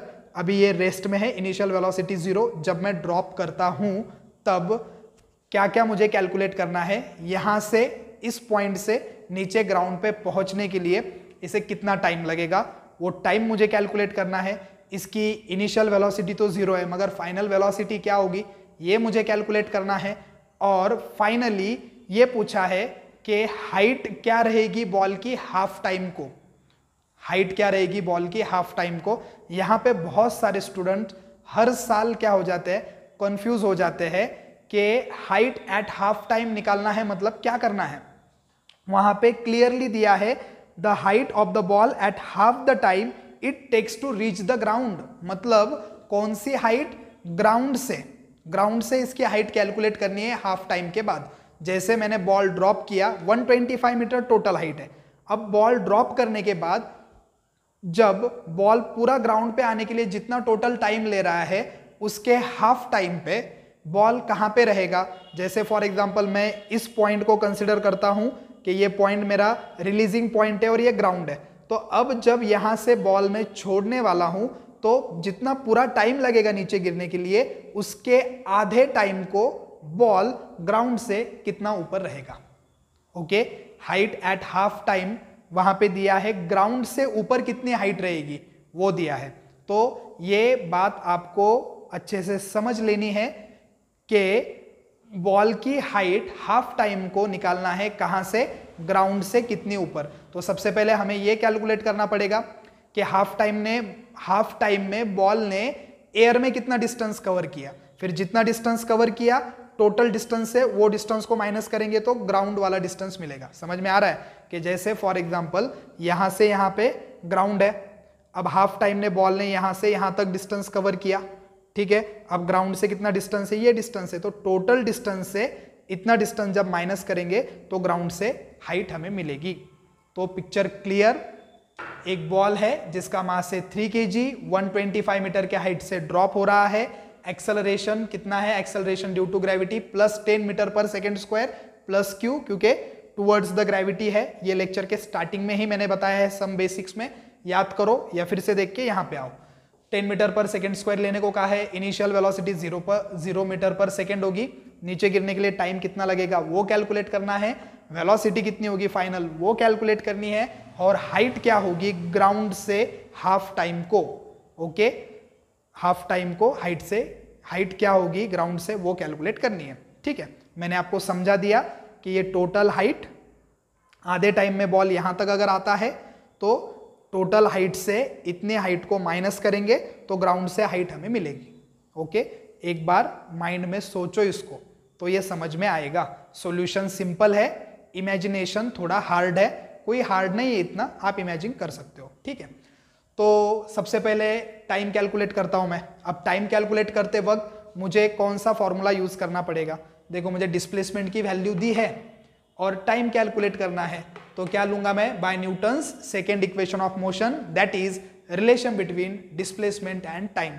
मैंने यहाँ फुल स्टेटमेंट इसलिए नहीं लिखा क्योंकि प्लेस के एडजस्टमेंट की वजह से आप जब लिखोगे फेयर नोटबुक में, तब जैसे मैंने पहले कहा कि जब वीडियो देख रहे हो तो रफ में सॉल्व करो और उसके बाद फेयर करो। तो फेयर में जब आप लिखोगे तो पूरा स्टेटमेंट लिखना है by Newton second equation of motion, that is the relationship between displacement and time. क्या है? S is equal to u t plus half a t square. निकालना क्या है? मुझे टाइम निकालना है, तो मैं टाइम के सेंस में फॉर्मूला को चेंज करता हूं। ये मैं दूसरी बार कर रहा हूं इसी वीडियो में, पहले भी ये हमने किया है, सेम यही मेथड हमने अप्लाई की है। तो देखो यहाँ पे u इज इक्वल टू क्या है? 0, तो u के प्लेस पे 0 रख दिया, टाइम की वैल्यू पता नहीं। Half as it is, acceleration के जगह पे क्या लेना है? Acceleration due to gravity, t का square as it is, t की वैल्यू पता नहीं है। ये फिर से s as it is, 0 into t क्या आएगा? 0, 0 प्लस हाफ क्या आएगा? हाफ ही आएगा, into g as it is, into t square as it is. अब ये 2 यहाँ पे डिवाइड में है, इस साइड पे किस में गया? मल्टीप्लीकेशन में। ये g यहाँ मल्टीप्लीकेशन में है, यस इंटू 2 को डिवाइड में गया, तो t का फॉर्मूला हमें मिला t square is equal to s into 2 upon g. ये हमने दूसरी बार सॉल्व किया है इसी वीडियो में। हमने कितने नंबर के एग्जाम्पल में सॉल्व किया है ये कमेंट करके बताओ। कमेंट करके बताओ कि हमारे सीरियल में जो सीरीज हम ले रहे हैं उसमें कितने नंबर का एग्जाम्पल है और टेक्स्ट बुक में कितने नंबर का एग्जाम्पल है। दोनों चीजों को कमेंट में बताओ अभी तुरंत यहाँ पे वीडियो पॉज करो। और अगर आप 100% कॉन्सेंट्रेशन से देख रहे हो तो आपको पता होगा कि टेक्स्ट बुक के कौन से पेज नंबर पे का कौन सा एग्जाम्पल था और अपने सीरियल में का कौन सा एग्जाम्पल था जिसमें हमने सेम सॉल्व किया है, फॉर्मूला सेम चेंज किया है। कमेंट करके बताओ, ठीक है। तो अभी मैं वैल्यूज रख देता हूँ। डिस्प्लेसमेंट की वैल्यू है 125 as it is, into 2 as it is, जी की वैल्यू है +10 एज इट इज। 125 इंटू 2 कितना होगा? 250, और 250 को मैं जब 10 से डिवाइड करूंगा तो आंसर आएगा 25। ओके, एक स्टेप मैंने कम कर दी प्लेस की एडजस्टमेंट की वजह से, सिंपल है। 125 इंटू 2 250, 250 डिवाइडेड बाय 10, 10 से 250 को डिवाइड करूंगा तो मिलेगा 25। यहाँ पे t का स्क्वायर है, taking square root on both side, statement लिखना है जब फेयर नोटबुक में लिखोगे। Taking square root on both side, t square का स्क्वायर रूट t और 25 का स्क्वायर रूट 5, मतलब बॉल को ग्राउंड तक आने के लिए टाइम कितना लग रहा है? 5 सेकेंड लग रहे हैं। ये हो गया पहला वाला सॉल्व। अब निकालेंगे वेलोसिटी। अब वेलोसिटी निकालनी है। अब वेलोसिटी निकालने के लिए कौन सा इक्वेशन यूज करूं? पहला, दूसरा, तीसरा। यहाँ पे मुझे वेलोसिटी कैलकुलेट करनी है और मेरे पास टाइम है। वेलोसिटी कैलकुलेट करनी है और मेरे पास टाइम है, तो कौन सा सिंपल रिलेशन लूंगा मैं? Relation between velocity and time. Simple है, वेलोसिटी कैलकुलेट करना है और टाइम है, इसलिए by Newton's first equation of motion. क्या है न्यूटन का first equation of motion? v is equal to u plus a t. U की वैल्यू 0 प्लस ए की वैल्यू, मतलब एक्सेलरेशन की वैल्यू कितना है? 10, वो 10 एज इट इज, और टाइम हमने अभी कैलकुलेट किया 5 सेकेंड, वो as it is. 10 into 5 50, 50 plus 0 50, तो वेलोसिटी कितनी हो गई ग्राउंड तक पहुंचते पहुंचते? 50 मीटर पर सेकेंड। ओके, ये दोनों चीजें बहुत सिंपल थी। ये आगे थर्ड वाली चीजें हार्ड है ऐसे नहीं है, मगर इमेजिन करना पड़ेगा। अभी हमें हाइट निकालना है हाफ टाइम को ग्राउंड से। ग्राउंड से मतलब टोटल टाइम कितना लगा बॉल को नीचे गिरने में? 5 सेकेंड लगे। हाफ टाइम कितना होगा? 2.5 सेकेंड। ओके, 5 के आधा कितना? 2.5 सेकेंड। 2.5 सेकेंड में बॉल अब यहां से जब नीचे गिर रहा है तो 2.5 सेकेंड में फॉर एग्जांपल यहां तक आया, तो पूरे हाइट में से मुझे क्या करना है? ये इतनी हाइट माइनस करना है, तो मुझे ग्राउंड से हाइट मिलेगी हाफ टाइम पे कितनी है। समझ में आ गया? अभी देखो, ये टॉप पॉइंट है, ये ग्राउंड है, यहां से यहां डिस्टेंस कितना है? 125 मीटर। अब टोटल टाइम कितना लग रहा है पता चल गया? 5 सेकेंड। तो 2.5 सेकेंड ये हाफ टाइम। हाफ टाइम में फॉर एग्जांपल इतना डिस्टेंस कवर किया बॉल ने, तो अब ग्राउंड से कितना डिस्टेंस है? ये डिस्टेंस बाकी है। तो मुझे अगर ये डिस्टेंस पता चल जाए बॉल ने कितना कवर किया, तो मैं टोटल डिस्टेंस से ये डिस्टेंस माइनस कर सकता हूं, तो ग्राउंड से मुझे बॉल का डिस्टेंस मिलेगा। अब क्लियर ही होना चाहिए। फिर से एक बार रिवाइज करो, चलो फिर से एक बार बता देता हूं कि ये बॉल का टॉप पॉइंट, ये ग्राउंड 125 मीटर की हाइट बॉल कवर कर रहा है। टोटल टाइम ले रहा है 5 सेकेंड। 5 सेकेंड में से 2.5 सेकेंड में बॉल ने फॉर एग्जांपल इतनी हाइट कवर की। ये अगर हाइट मुझे मिल जाए तो मैं क्या कर सकता हूं, टोटल हाइट से इतनी हाइट माइनस करके ग्राउंड से बॉल किस पोजीशन पे है वो कैलकुलेट कर सकता हूं। या मैं आपको डायग्राम ड्रॉ करके दिखाता हूं, ठीक है। ये हो गया, हाँ आप लिख सकते हो। तो देखो ये बॉल का टॉप पॉइंट, ये एंड पॉइंट, ए या बी बोलेंगे हम। अब ये टोटल हाइट कितनी है, 125 मीटर। ओके, टाइम कितना लग रहा है, 5 सेकेंड। अब 5 सेकेंड के आधे कितना, 2.5। फॉर एग्जांपल 2.5 सेकेंड में ऑब्जेक्ट यहाँ तक आता है। अब टोटल वैल्यू मुझे पता है। अब 2.5 सेकेंड में यहाँ तक अगर ऑब्जेक्ट आता है तो ये डिस्टेंस कितना है, 125 से अगर मैं इतना डिस्टेंस जो भी आएगा उसको माइनस करूं तो मुझे बॉल का ग्राउंड से डिस्टेंस मिलेगा। तो इसे ही कहा है height at half time from the ground. अब तो क्लियर होना ही चाहिए, ठीक है। तो मुझे सबसे पहले ये यहां से बॉल की यहाँ की जो हाइट है हाफ टाइम की, ये हाइट निकालने के लिए पहले मुझे ये निकालना पड़ेगा कि यहां से यहां तक हाफ टाइम में बॉल ने कितना डिस्टेंस कवर किया, ये निकालना पड़ेगा। जब इससे इसको माइनस करूंगा तो इतना वाला डिस्टेंस मिलेगा, ठीक है। तो फिर अभी मुझे कैलकुलेट करना है डिस्प्लेसमेंट, और मेरे पास टाइम है 2.5 सेकेंड। क्या है, height at half time. Half time कितना है, 5 का आधा, 2.5 सेकेंड। मेरे पास टाइम यूज करूंगा मैं अभी 2.5 सेकेंड। हाफ टाइम बोला है इसलिए टाइम की वैल्यू है, और मुझे ये यहां से यहां तक का डिस्प्लेसमेंट कैलकुलेट करना है जितना हाफ टाइम में होगा। तो डिस्प्लेसमेंट और टाइम का रिलेशन लगेगा, फिर मतलब कौन सा इक्वेशन लगेगा, सेकेंड। अभी तो आपको समझ में आ रहा होगा ना कि कौन से टाइम पे कौन सा इक्वेशन यूज करते हैं। गिवन जो है उनमें से दो क्वांटिटीज देखनी है कि किसकी वैल्यू दी है और किसकी वैल्यू कैलकुलेट करनी है, और दोनों का रिलेशन लगाना है। जैसे कि यहाँ पे टाइम की वैल्यू दी है, डिस्प्लेसमेंट निकालना है, तो second equation, Newton's second equation of motion, that is relation between displacement and time. What is the relation, s is equal to ut plus half at square. Okay, u की value है 0, time की value 2.5 है, मगर मैं अभी नहीं रख रहा हूं क्योंकि 2.5 इंटू 0 0 ही आने वाला है, इसलिए मैंने 0 इंटू टी रखा। हाफ एज इट इज, एक्सेलरेशन की जगह g की वैल्यू रहेगी, एक्सेलरेशन ड्यू टू ग्रेविटी, और ये टाइम का स्क्वायर, ठीक है। अभी ये s as it is 0 into t 0, 0 plus half half, g की वैल्यू 10, t की वैल्यू कितनी है 2.5 सेकेंड, तो 2.5 टी का स्क्वायर इसलिए इसका भी स्क्वायर। अब इसके बाद ये 2 5 जा 10, 2 1 जा 2, 2 5 जा 10, और 2.5 का स्क्वायर 6.25। 6.25 से जब मैं मल्टीप्लाई करता हूं 5 को तो मुझे वैल्यू मिलती है 31.25। दिख रहा होगा, नहीं दिख रहा होगा, मैं बता रहा हूं कि जब 5 इंटू 6.25 करोगे, आप करके देखो तो कितनी वैल्यू मिलेगी, s is equal to 31.25 metre. ये डिस्प्लेसमेंट आ गया। फाइनली मुझे पता चल गया कि आधे टाइम में बॉल यहां से यहां तक आया है, तो कितना आया है 31.25 मीटर। अब मैं 125 से 31.25 को माइनस करूंगा तो मुझे रह गया जितना डिस्टेंस है वो मिल जाएगा। तो but height at half time, read कर रहा हूं नहीं दिख रहा होगा तो, but height at half time h is equal to total height 125 minus displacement. Yes, 125 minus displacement कितना हुआ है हाफ टाइम को 31.25। 125 से जब माइनस करूंगा 31.25 तो मेरा आंसर आएगा, आना ही चाहिए, आपका भी सॉल्व करके देखो, 93.75 मीटर।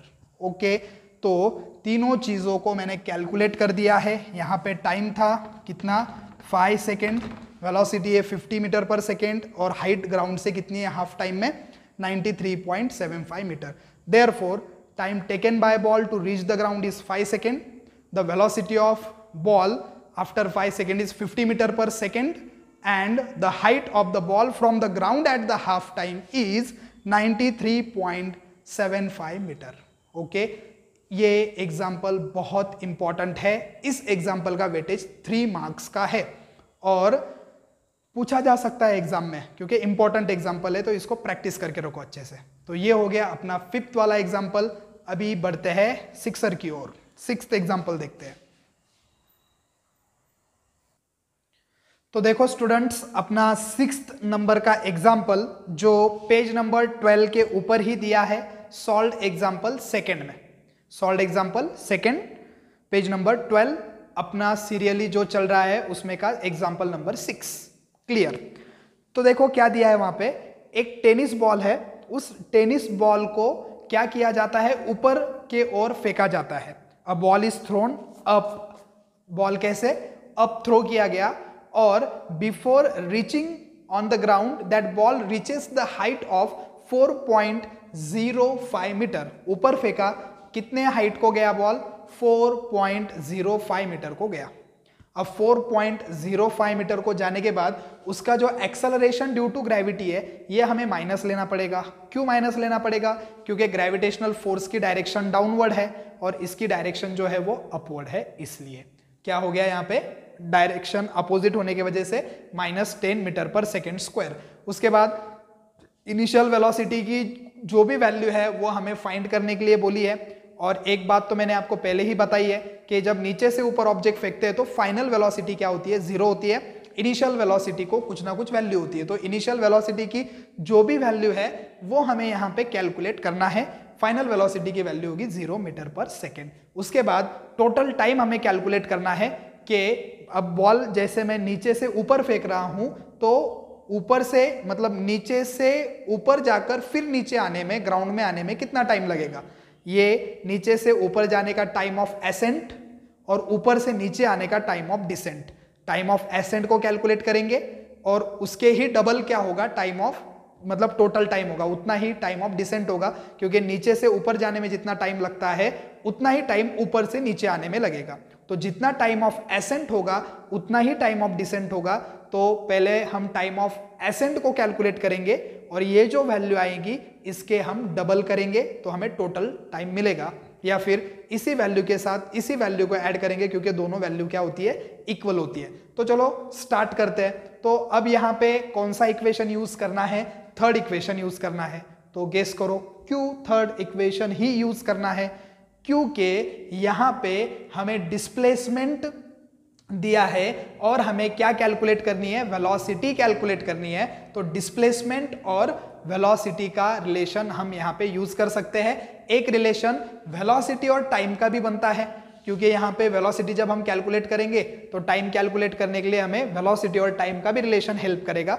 मगर सबसे पहले डिस्प्लेसमेंट की वैल्यू है और वेलोसिटी की वैल्यू कैलकुलेट करनी है। तो डिस्प्लेसमेंट और टाइम का relation, then by the Newton's third equation of motion, that is relation between velocity and displacement. ये फुल सेंटेंस में लिखना है आपको, वेलोसिटी एंड डिस्प्लेसमेंट। क्या है equation, v square is equal to u square plus 2as।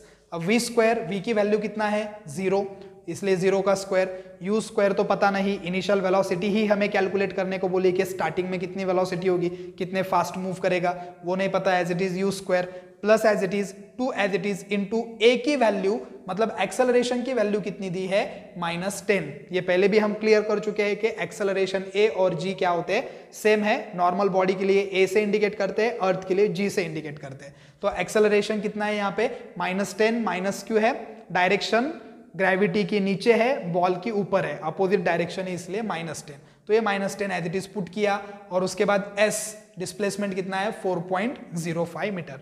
Okay, तो अब ये 0 का square 0 as it is, u square as it is plus, और ये 2 इंटू -10 कितना होगा, -20, -20 प्लस क्या आ जाएगा, माइनस साइन आ जाएगा। ये पता है हमें, प्लस माइनस का माइनस होता है, क्योंकि 2 इंटू -10 -20 प्लस माइनस होगा, तो ये -20 आ गया इंटू 4.05। 4.05 से जब मैं 20 को मल्टीप्लाई करता हूं, या आप एक ही स्टेप में ये तीनों का मल्टीप्लीकेशन कर सकते हो, बस साइन आपको माइनस लेना है, तो आपका आंसर आएगा क्या, -81।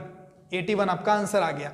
ये 81 यहाँ माइनस में है, इधर 0 को किस में गया, प्लस में, इसलिए u स्क्वायर की वैल्यू मिली हमें 81। अब दोनों साइड का स्क्वायर रूट निकालते हैं, u का स्क्वायर रूट u और u स्क्वायर का स्क्वायर रूट u और 81 का स्क्वायर रूट 9, इसलिए बॉल की इनिशियल वेलोसिटी होगी 9 मीटर पर सेकेंड। ये आ गई आपकी initial velocity 9 metre per second.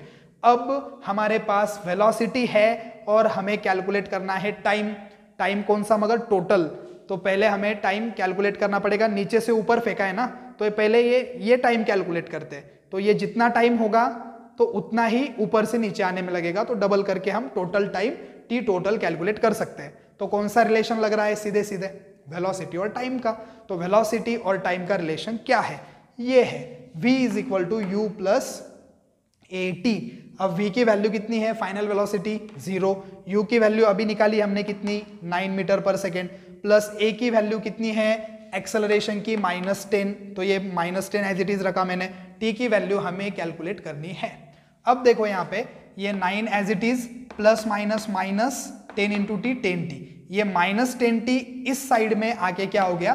Plus 10t। 0 plus 10t 10t ही रहेगा। 10 और t में कौन सा साइन है? मल्टीप्लीकेशन का। ये 10 इधर मल्टीप्लीकेशन में है, यहाँ पे 9 को डिवीजन में गया। जब 9 को 10 से डिवाइड करेंगे तो आंसर आएगा 0.9 सेकेंड। यहाँ पे अगर नहीं दिख रहा हो तो बता देता हूँ फिर से। By Newton's first equation of motion, velocity and time, v is equal to u plus a t. v की वैल्यू 0 पुट की है, u की value 9 plus as it is a की वैल्यू है -10, एक्सेलरेशन की -10 वैल्यू है, into time as it is plus minus -10t, ये 9 as it is 0 as it is. ये -10t यहाँ माइनस में है, 0 को किस में लाया? प्लस में, और 0 प्लस 10t ही रहेगा। 10 और t में टाइम में कौन सा साइन है? मल्टीप्लीकेशन का। तो ये 10 इधर मल्टीप्लीकेशन में, 9 को किस में जाएगा? डिवीजन में जाएगा, और 9 से जब 10 को डिवाइड करते हैं तो टाइम आएगा 0.9 सेकेंड। ये टाइम कौन सा आ गया? ये ऊपर जाने का टाइम आ गया, बस ऊपर जाने का टाइम आ गया। किसका? बॉल का। ओके, तो देखो ये टाइम के अपोजिट, सॉरी डबल टाइम होगा टोटल टाइम। ओके, इसलिए but time of ascent is equal to time of descent, तो इसलिए टोटल टाइम क्या होगा? इस टाइम के डबल होगा, या फिर ऐड कर सकते हो आप t1 प्लस t2। यहाँ पे मैंने 2 इंटू टी किया है, या आप यहाँ पे t1 प्लस t2 भी कर सकते हो। 0.9 प्लस 0.9 करके भी 1.8 ही आंसर आएगा। डबल करते हो तो भी उतना ही आंसर आने वाला है। ओके, तो जो टाइम लग गया बॉल को नीचे से ऊपर जाके फिर नीचे आने में, मतलब टोटल टाइम 1.8 सेकेंड। ये हो गया हमारा 6th एग्जाम्पल। ठीक है, अच्छे से एक बार देख लो, सॉल्व करो। लेक्चर देखते देखते साथ में ही सॉल्व भी करना है, ये मैं बार बार बता रहा हूं। चलो अब देखते हैं 7th नंबर एग्जाम्पल।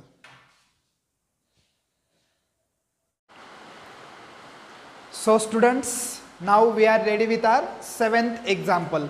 तो ये 7th एग्जाम्पल देखो आपका कहां से है? ये है आपके एक्सरसाइज से, पेज नंबर 15 के ऊपर देखो। क्वेश्चन नंबर 2 में जो डी नंबर वाला क्वेश्चन है, पेज नंबर 15 क्वेश्चन 2D, मतलब यहाँ पे ये सबसे टॉप में जो क्वेश्चन दिया है ये। एक्चुअली इसे हम परफेक्ट न्यूमेरिकल नहीं बोल सकते, मगर वर्ड प्रॉब्लम बोल सकते हैं। वर्ड प्रॉब्लम हम इसे बोल सकते हैं, क्योंकि यहाँ पे हमें प्रूफ करना है time of ascent is equal to time of descent. इसी वीडियो में मैं पहले ही 2-3 बार बोल चुका हूँ कि ऊपर जाने के लिए जितना टाइम लगता है ऑब्जेक्ट को, नीचे आने के लिए भी उतना ही टाइम लगता है। तो ये हमें क्या करना है? अभी मैथमेटिकली प्रूफ करना है कि ऊपर जाने के लिए जितना टाइम लगेगा, नीचे आने के लिए भी ऑब्जेक्ट को उतना ही टाइम लगेगा। मतलब time of ascent is equal to time of descent. ठीक है, ये हमें मैथमेटिकली प्रूफ करना है, ऐसा उस क्वेश्चन में कहा है। तो क्वेश्चन रीड करके मैं आपको समझाता हूं, बाद में एक्सप्लेनेशन स्टार्ट करते हैं। तो देखो क्या दिया है question. A stone thrown vertically upward with initial velocity u। एक स्टोन है जिसको वर्टिकली अपवर्ड फेंका गया, ऊपर फेंका गया, उसकी इनिशियल वेलोसिटी u है, ये हमें पता है। वो कितने हाइट तक जा रहा है? h इतने हाइट तक जा रहा है। Before coming down show that time taken to go up is same as the time taken to come down. तो हमें बताना है कि ऑब्जेक्ट को ऊपर जाने के लिए जितना टाइम लगा उतना ही उस ऑब्जेक्ट को नीचे आने के लिए लगा। ये हम पहले वाले एग्जाम्पल में यूज कर चुके हैं इस इक्वेशन को, मगर हमें इसे अब मैथमेटिकली क्या करना है? प्रूफ करना है। ये प्रूफ करने वाला वर्ड प्रॉब्लम हम इसे बोल सकते हैं। यहाँ पे कोई वैल्यूज वगैरह नहीं है, ना वैल्यूज वगैरह रख के हमें कुछ सॉल्व करना है। ठीक है, बस प्रूफ करना है कि T1 is equal to T2। तो देखो स्टार्ट करते हैं। क्या है यहाँ पे? Have to prove that time of ascent is equal to time of descent. ये प्रूफ करना है। टाइम ऑफ एसेंट को मैं इंडिकेट कर रहा हूँ T1 से और टाइम ऑफ डिसेंट को T2 से। ठीक है, तो ये हमें T1 is equal to T2 सब सॉल्व करके हमें यहां पे पहुंचना है T1 is equal to T2 के ऊपर। ठीक, देखो पहले at the time of going up during ascent, मतलब जब ऊपर जा रहा है ऑब्जेक्ट तब क्या। इस एक्सप्लेनेशन को देखने से पहले फिर मैं एक बार आपको सजेशन दूंगा कि आप फिर से वीडियो में पीछे चले जाओ और उस पार्ट को देखो जो बेसिक का है। बेसिक के पार्ट में लास्ट में मैंने यहाँ पे 2 लाइंस जो लिखी थी वो फिर से एक बार देख कर आओ, उसके बारे में सुनकर आओ, तो वो यहाँ पे लगने वाला है। वैसे फिर से यहाँ पे उसका रिवीजन हो ही रहा है। तो देखते हैं, जब ऑब्जेक्ट को हम ऊपर फेंकते हैं तो ऊपर फेंकने के बाद उसकी वेलोसिटी डिक्रीज हो जाती है और फाइनल वेलोसिटी क्या हो जाती है, 0 हो जाती है। ओके, अब एक्सेलरेशन क्या होता है, निगेटिव एक्सेलरेशन होता है। क्यों निगेटिव एक्सेलरेशन होता है? क्योंकि फोर्स ऑफ ग्रेविटेशन डाउनवर्ड है, ऑब्जेक्ट अपवर्ड है, डायरेक्शन अपोजिट है, इसलिए निगेटिव एक्सेलरेशन दिखाया है। ये निगेटिव साइन यही इंडिकेट करती है कि डायरेक्शन अपोजिट है। मैथमेटिकल बहुत उसका मीनिंग नहीं है, डायरेक्शन अपोजिट है वो इंडिकेट करने वाली निगेटिव साइन है। ठीक है, अब उसके बाद टाइम कितना, T1 इतना टाइम है। हम ये पहले ही डिस्कस कर चुके हैं कि फाइनल वेलोसिटी 0 होती है जब ऑब्जेक्ट ऊपर जाता है, इनिशियल वेलोसिटी को कुछ ना कुछ वैल्यू होती ही है। उसके बाद एक्सेलरेशन नेगेटिव होता है और ऊपर जाने का जो टाइम है वो हम कंसिडर कर रहे हैं T1। ओके, तो देखो T1 यहाँ पे जस्ट इंफॉर्मेशन के लिए मैंने उनके यूनिट्स भी लिख दिए कि 0 metre per second, negative acceleration metre per second square और टाइम सेकेंड। अब यहाँ पे मैं न्यूटन का first equation of motion use कर रहा हूँ। क्यों मैं न्यूटन का फर्स्ट ही इक्वेशन यूज कर रहा हूँ यहाँ पे? क्योंकि देखो स्टूडेंट, यहाँ पे टाइम कितना लग रहा है ऊपर जाने के लिए, T1 इतना टाइम लग रहा है, उसकी वैल्यू कुछ भी हो, T1 इतना टाइम लग रहा है और ऑब्जेक्ट को इनिशियल वेलोसिटी होगी या फिर उसकी फाइनल वेलोसिटी क्या है, 0 है। तो यहाँ पे दिया किसके बारे में है, वेलोसिटी। इनिशियल को कुछ ना कुछ वैल्यू होगी और फाइनल वेलोसिटी 0 होगी और टाइम 1 दिया है हमें ऊपर जाने के लिए, T1 इतना टाइम लगेगा और वेलोसिटी क्या है, 0 है। सीधे से मैं यहाँ बोलूँ तो मुझे u की वैल्यू फाइंड करनी है कि जो इनिशियल वेलोसिटी है वो कितनी होगी इस पर्टिकुलर एग्जाम्पल के लिए। इसलिए वेलोसिटी और टाइम ही आ रहा है। यहाँ पे थर्ड जो क्वांटिटी है वो एक्सेलरेशन दी है। ओके, अभी डिस्प्लेसमेंट कंप्लीट नहीं हुआ है, ऑब्जेक्ट अभी ऊपर जा रहा है। जब ऊपर से नीचे आएगा तब बोलेंगे हम डिस्प्लेसमेंट कंप्लीट हो गया, अब नीचे आ रहा है। अभी डिस्प्लेसमेंट कंप्लीट नहीं हुआ, इसलिए यहाँ पे डिस्प्लेसमेंट का कोई भी इशू नहीं है। यहाँ पे वेलोसिटी और टाइम ही है, क्योंकि ऑब्जेक्ट जब ऊपर जाएगा तो T1 इतना उसको टाइम लगेगा और u इतने वेलोसिटी के साथ जाएगा, फाइनल वेलोसिटी v 0 रहेगी। इसलिए कहीं से भी देखो आप, किसी भी एंगल से, यहाँ पे वेलोसिटी और टाइम ही दिखाई देगी आपको। एक्सेलरेशन को तो हम इक्वेशंस में कंसिडर नहीं करते। और उसके बाद जो डिस्प्लेसमेंट है वो अभी कंप्लीट नहीं हुआ है, क्योंकि हमने बोला है eight the time of going up, अभी ऊपर जा ही रहा है ऑब्जेक्ट, डिस्प्लेसमेंट कंप्लीट नहीं हुआ है। इसलिए किसी भी एंगल से देखो वेलोसिटी और टाइम का ही रिलेशन आ रहा है। इसलिए bye the Newton's first equation of motion, that is the relationship between velocity and time. What is the equation? अभी तो आपको लर्न हो गया होगा और आइडिया भी आ गई होगी कि कौन से जगह पे कौन सा इक्वेशन यूज करना है। तो v is equal to u plus a t, ये फर्स्ट इक्वेशन है न्यूटन का। v की वैल्यू कितनी है, 0 फाइनल वेलोसिटी की। u की वैल्यू पता नहीं, उसके लिए इक्वेशन फाइंड कर रहे हैं। प्लस का sign as it is. Acceleration कितना है, -g है, -g एक्सेलरेशन की जगह रख दिया और t कितना है, T1 है, तो t के जगह मैंने T1 रख दिया। ठीक है, बहुत ही सिंपल। v की वैल्यू 0, u की value as it is, plus as it is acceleration -g as it is और t की वैल्यू T1 है, तो t के जगह मैंने T1 रख दिया। ठीक है, अब इसको मैं सॉल्व करता हूं। देखो अब क्या होगा, यहाँ पे ये 0 एज इट इज रहेगा, ये u एज इट इज रहेगा, प्लस माइनस क्या होता है मल्टीप्लीकेशन में, प्लस माइनस माइनस होता है, -g इंटू T1। अब ये जो टर्म है -g/T1, ये यहाँ पे किस में है, सब्सट्रैक्शन में है।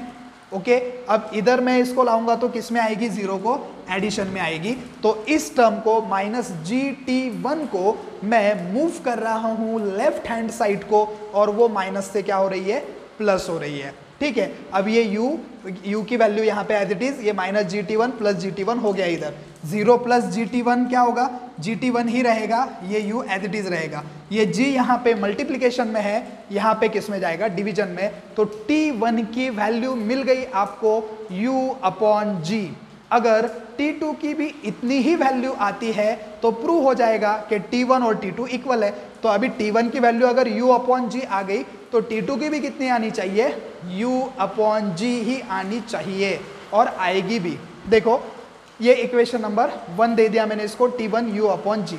अब देखो at the time of descent, जब नीचे गिर रहा है object, during the descent at the time of coming down, okay, during descent. अब डिसेंट के टाइम पे मैं यहाँ पे यूज कर रहा हूँ न्यूटन का second equation of motion. Now from the second equation of motion, क्योंकि जब ऑब्जेक्ट नीचे गिरता है तो मैंने पहले ही आपको सजेस्ट किया कि पीछे जाके फिर से देख कर आओ कि ऊपर से जब ऑब्जेक्ट नीचे आता है तो क्या कंसिडर करते हैं हम, जो इनिशियल वेलोसिटी है उसको हम जीरो कंसिडर करते हैं, एक्सेलरेशन को पॉजिटिव कंसिडर करते हैं, और टाइम को हम यहाँ पे T2 ले रहे हैं। टाइम कितना रहेगा, T2 रहेगा, क्योंकि T1 एसेंट का टाइम है, T2 अभी डिसेंट का टाइम है। देखो ऑब्जेक्ट जाकर जीरो वेलोसिटी हो गई। अब हम कंसिडर कौन सी एक्टिविटी कर रहे हैं उसके ऊपर डिपेंड है। अभी हम कंसिडर क्या कर रहे हैं, बस ऊपर से नीचे आना, ओके, ड्यूरिंग डिसेंट। तो डिसेंट के टाइम पे इनिशियल वेलोसिटी क्या होती है, कोई भी ऑब्जेक्ट जब ऊपर से नीचे गिरता है तो उसकी वेलोसिटी जीरो होती है। कंफ्यूज नहीं होना है, जब हम ऊपर से नीचे से ऊपर जा रहे थे तब हमने फाइनल वेलोसिटी जीरो ली, इनिशियल वेलोसिटी की वैल्यू हमने यहाँ पे फाइंड की, T1 की वैल्यू आ गई, ओके।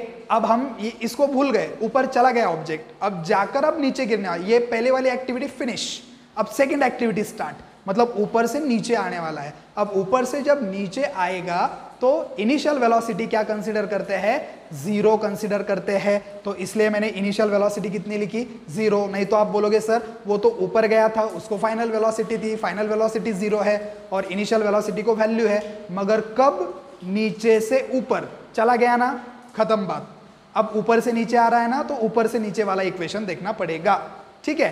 तो ऊपर से नीचे आ रहा है तो initial velocity zero, acceleration positive है क्योंकि डायरेक्शन ऑफ ग्रेविटी और direction of motion of object जो है वो क्या है, सेम है, ठीक है, इसलिए एक्सेलरेशन क्या है, पॉजिटिव है। अब इसके बाद टाइम क्या कंसीडर किया, T2, और न्यूटन का मैं यहाँ पे सेकेंड इक्वेशन यूज करने वाला हूं।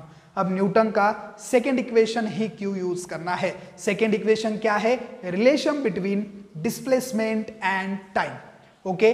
अब देखो ऑब्जेक्ट ऊपर चला गया, मतलब उसका डिस्प्लेसमेंट हो गया, राइट, डिस्प्लेसमेंट ऑब्जेक्ट का हो गया, और नीचे आने में उसको टाइम लगेगा ना, नीचे आने में क्या लगेगा, उसको टाइम लगेगा, ओके। यहाँ पे इनिशियल वेलोसिटी क्या है, जीरो है। आप बोलोगे कि सर नीचे आते वक्त उसको फाइनल वेलोसिटी v भी होगी, तो हम वेलोसिटी और टाइम का रिलेशन ले सकते हैं। तो वेलोसिटी होगी ऑब्वियसली, हम वेलोसिटी और टाइम का रिलेशन ले भी सकते हैं, मगर हम इजी वे से सॉल्व कर सकते हैं सेकेंड इक्वेशन लेकर, ठीक है। अगर हम सेकेंड इक्वेशन लेंगे तो हम इजी वे से सॉल्व कर पाएंगे। अब हम सेकेंड इक्वेशन क्यों ले रहे हैं, इसका रीजन भी बता देता हूं आपको कि ऑब्जेक्ट का डिस्प्लेसमेंट हो चुका है, डिस्प्लेसमेंट कंप्लीट हो गया, और नीचे आने के लिए क्या लगेगा, टाइम लगेगा। या फिर मैंने जैसे कहा कि आप भूल जाओ कि ऑब्जेक्ट क्या नीचे से ऊपर गया था, अभी हमको कंसीडर करना है ऊपर से नीचे आ रहा है। अगर ऊपर से नीचे आ रहा है तो उसको वेलोसिटी है क्या, नहीं, मगर अब डिस्प्लेसमेंट तो उसका हुआ है कंप्लीट, और टाइम भी उसको नीचे गिरने के लिए लगने वाला है, ओके। तो किसी भी वे से अगर आप देखो तो कन्वीनियंट यही रहेगा कि हम इक्वेशन ले कौन सा, जो सेकेंड इक्वेशन है, ओके। तो सेकेंड इक्वेशन को हम ले रहे हैं, इसका एक रीजन और भी है, क्योंकि सेकेंड इक्वेशन में हमारे पास क्या है, डिस्प्लेसमेंट है, और maximum height reach by object का एक फॉर्मूला मैंने बेसिक्स में बताया था वीडियो के स्टार्ट में, तो वो फॉर्मूले का यूज करके हमें प्रूफ करना है। एक रीजन ये भी है कि डिस्प्लेसमेंट लेना है। अगर हम v = u + at लेते हैं तो फिर क्या होगा, डिस्प्लेसमेंट वहां पे नहीं आएगा, तो फिर पर्टिकुलर वो इक्वेशन हम नहीं लगा पाएंगे, ठीक है। तो सभी बातों को अभी माइंड से निकाल दो, और एक बात को ध्यान में रखो कि यहाँ पे इक्वेशन यूज करना है, कन्वीनियंट है कौन सा वाला, सेकेंड वाला। तो सेकेंड वाला इक्वेशन है s = ut + ½ at², ओके। अब displacement as it is, initial velocity zero, time कितना रखना है, T2 रख दिया, उसके बाद plus half as it is, acceleration क्या है, पॉजिटिव g, तो पॉजिटिव g रख दिया, T2 कितना है, यहाँ पे टाइम कितना है, t is equal to T2 रखना है, तो t is equal to T2 रखा और t का स्क्वायर है यहाँ पे फॉर्मूला में, t का स्क्वायर है, देखो t का square as it is, t की वैल्यू क्या है T2, तो t की वैल्यू मैंने T2 रखी और t का स्क्वायर है तो square as it is, confuse नहीं होना है कि ऊपर भी 2 है नीचे भी 2 है, ऊपर 2 किसका है, ये स्क्वायर का है, नीचे 2 किसका है, इंडिकेट कर रहा है कि टाइम ऑफ डिसेंट है, नीचे आने को जो टाइम लग रहा है वो टाइम है। ओके देखो फिर अभी इसको सॉल्व करते हैं आगे, s as it is 0 into T2 0, 0 plus half, half as it is, g as it is, T2 का square as it is, simple. अब देखो यहाँ पे अगर इसके नीचे कुछ भी नहीं है, डिनोमिनेटर में तो 1 है, इसके नीचे कुछ भी नहीं है तो 1 है, 1 इंटू जी इंटू टी स्क्वायर, जी इंटू टी स्क्वायर आएगा, T2 का स्क्वायर, और 2 इंटू 1 क्या आएगा, 2 आएगा। तो यहाँ पे डिनोमिनेटर में कुछ भी नहीं होता मतलब 1 होता ही है, वो कंसिडर करके हमने g इंटू T2 का स्क्वायर अपॉन में 2 है तो वो अपॉन में 2 रखा, ये हो गया हमारा equation 2। Okay but we know that, ये इक्वेशन 2 ध्यान में रखो, अब हमें पता है कि जो maximum height reach by object है वो कितनी है, उसका फॉर्मूला क्या है, मैंने पहले ही कहा था, इसके बारे में हम डिटेल में डिस्कस करने वाले हैं जब एक्सेलरेशन ड्यू टू ग्रेविटी का कंसेप्ट, इसके वेलोसिटी का कंसेप्ट डिस्कस करेंगे तब, मगर अब के लिए बस फॉर्मूला याद रखना है। ओके तो फॉर्मूला है maximum height reach by object का, मैंने पहले भी बताया था अभी और बता रहा हूं, s is equal to u square upon 2g, ये हो गया आपका इक्वेशन नंबर 3। ओके तो इक्वेशन नंबर 3 तक हम आ गए, आप फिर से एक बार रिवाइज करके फिर से देख सकते हो यहां तक मैंने कैसे एक्सप्लेन किया। अब ये इक्वेशन 3 आ गया, अब मुझे बताओ इक्वेशन 2 और 3 में क्या दिख रहा है, इक्वेशन 2 और 3 में कुछ सिमिलैरिटी दिख रही है, यस सिमिलैरिटी है, जो लेफ्ट साइड है दोनों ही इक्वेशन की क्या है, सिमिलर है, यही रीजन था कि न्यूटन का सेकंड इक्वेशन लेना था सॉल्व करने के लिए। तो यहाँ दोनों देखो, दोनों साइड जो है LHS जो है दोनों सेम है, तो हम क्या लिख सकते हैं फिर, RHS भी क्या लिख सकते हैं, सेम लिख सकते हैं। मैं इस s के जगह पे s is equal to g t 2 square upon 2, ये वैल्यू मैं इस s के जगह पे लिख सकता हूँ। तो देखो फिर आगे सॉल्व करते हैं, ये मैं रफ कर रहा हूँ, ऑलरेडी आप देख चुके हो इसको। देखो फिर आगे यहाँ पे हम सॉल्व करेंगे इक्वेशन 2 और 3, इक्वेशन 2 और 3 को कंपेयर करके, इक्वेशन 2 और 3 में लेफ्ट हैंड साइड जो है वो इक्वल है, तो इसी से हमें सॉल्व करना है। देखो फिर from equation 2 and equation 3, equation 2 और इक्वेशन 3 से क्या लिख सकते हैं हम, इस यस के जगह पे जी टी 2 स्क्वायर अपॉन 2। ओके यहाँ कंफ्यूज मत होना, इसका डिनोमिनेटर का लिखा था मैंने, यहाँ पे T2 ही है, ठीक है, कंफ्यूज मत होना। देखो आगे फिर क्या है वहाँ पे, s के जगह पे g इंटू T2 का square upon 2 is equal to क्या है वहाँ पे, u square upon 2g, u square upon 2g। क्या किया मैंने, इस यस के जगह पे इस वैल्यू को रख दिया, दोनों इक्वेशन को कंपेयर करके, सिंपल सी बात, ठीक है। अभी इसको सॉल्व करते हैं, हमें T2 की वैल्यू लाना है, कौन सी वैल्यू लाना है हमें, T2 की वैल्यू लाना है। तो देखो अभी क्या करता हूं मैं, ये जो G है यहाँ पे किस में है, डिवाइड में, इधर किस में जाएगा, मल्टीप्लाई में, ये 2 किस में है, डिवाइड में, इधर किस में जाएगा, मल्टीप्लाई में। सॉल्व करता हूँ, देखो सॉल्व कर रहा हूं मैं, ये G जो है ये मल्टीप्लाई सॉरी डिवाइड में है, इधर मल्टीप्लाई में आ गया G, ये G, और ये G इंटू T2 का स्क्वायर, ये term as it is, G into T2 का स्क्वायर ये एज इट इज, ये यहाँ पे डिवाइड में है, यहाँ पे किस में आ गया, मल्टीप्लाई में। ओके अब इसके बाद ये 2 यहाँ पे डिवाइड में है, ये इसको चला गया मल्टीप्लाई में, और ये नीचे का 2 एज इट इज, ये 2 क्या हो जाएगा, कैंसल, 2 क्या हो गया, कैंसल हो गया। अब 2 कैंसल होने के बाद देखो आगे क्या बचता है, ये दोनों G इंटू जी क्या हो जाएगा, G इंटू जी, G का स्क्वायर, ओके, इंटू T2 का square is equal to u square, ये आ गया, इतना बच गया। अभी जो G का स्क्वायर है यहाँ पे किस में है, मल्टीप्लाई में, इधर जाएगा डिवाइड में, देयरफॉर T2 का square is equal to u square upon g square. अब यहाँ पे भी स्क्वायर है, यहाँ पे भी स्क्वायर है, यहाँ पे भी स्क्वायर है, तो हम क्या लिख सकते हैं, taking square root on both side. तो हम जब स्क्वायर रूट लेंगे तो क्या मिलेगा, मैजिक होगा। ये T2 का स्क्वायर रूट T2 आएगा, ओके, u का स्क्वायर रूट u आएगा, g का स्क्वायर रूट g आएगा। इसको बोलता हूं मैं इक्वेशन नंबर 4। तो क्या दिख रहा है आपको, कुछ समझ में आ रहा है क्या? इक्वेशन 4 देखो और इक्वेशन 1 देखो। Equation 1 T1 is equal to u upon g, और इक्वेशन 4 भी है T2 is equal to u upon g. अगर दोनों इक्वेशंस की राइट साइड सेम है, इसका मतलब दोनों इक्वेशन की लेफ्ट साइड सेम है। यहाँ पे आगे हम स्टेटमेंट लिख सकते हैं कि from equation 1 and from equation 4 it is proved that time of ascent is equal to time of descent. T1 is equal to T2, ये हमें प्रूव करना था, हमने प्रूव कर लिया। फिर से एक बार यहाँ से मैं समझाता हूँ आपको। इक्वेशन 3 तक हमने रख दिया था, हमने 2 और 3 को कंपेयर किया। s is equal to g into t square upon 2 था, तो इसको मैंने s के प्लेस पे रखा वहाँ पे, और ये side u square upon 2g as it is है। ये 2 यहाँ पे डिवाइड में है, इधर मल्टीप्लाई में आया, ये g यहाँ पे डिवाइड में है, इधर मल्टीप्लाई में गया। इधर का डिवाइड उधर मल्टीप्लाई, इधर का डिवाइड उधर मल्टीप्लाई, सिंपल। ये 2 क्या हो गए, कैंसल, यहाँ पे यू स्क्वायर बच गया, g इंटू जी का क्या हो गया, g का स्क्वायर, ये T2 का स्क्वायर एज इट इज। ये जी स्क्वायर यहाँ पे मल्टीप्लाई में है, यहाँ पे आ गया डिवाइड में। दोनों साइड को हम लेंगे square root, T square T2 square is equal to u square upon g square. इसका स्क्वायर रूट लेते हैं तो T2 का स्क्वायर आएगा, T2 स्क्वायर रूट आएगा, यू स्क्वायर का स्क्वायर रूट आएगा यू, और जी स्क्वायर का स्क्वायर रूट आएगा जी। तो यहाँ पे मिल गया हमें T2 is equal to u upon g, और इसको दे दिया हमने इक्वेशन 4, और स्टेटमेंट लिख दिया कि from equation number 1 and equation number 4 it is prove that time of ascent is equal to time of descent. बहुत ही इंपॉर्टेंट क्वेश्चन है, एक्सरसाइज में सबसे इंपॉर्टेंट कोई क्वेश्चन होगा तो ये है। कौन से क्वेश्चन के बाद, यहाँ पे सी नंबर का जो क्वेश्चन है, इसके बाद जो सबसे इंपॉर्टेंट क्वेश्चन होगा तो डी वाला है।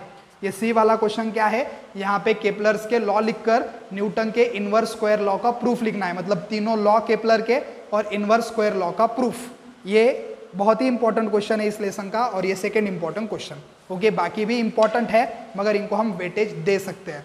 तो हमारे 7 एग्जाम्पल कंप्लीट हो गए। अब देखते हैं 8 और फिर 9th।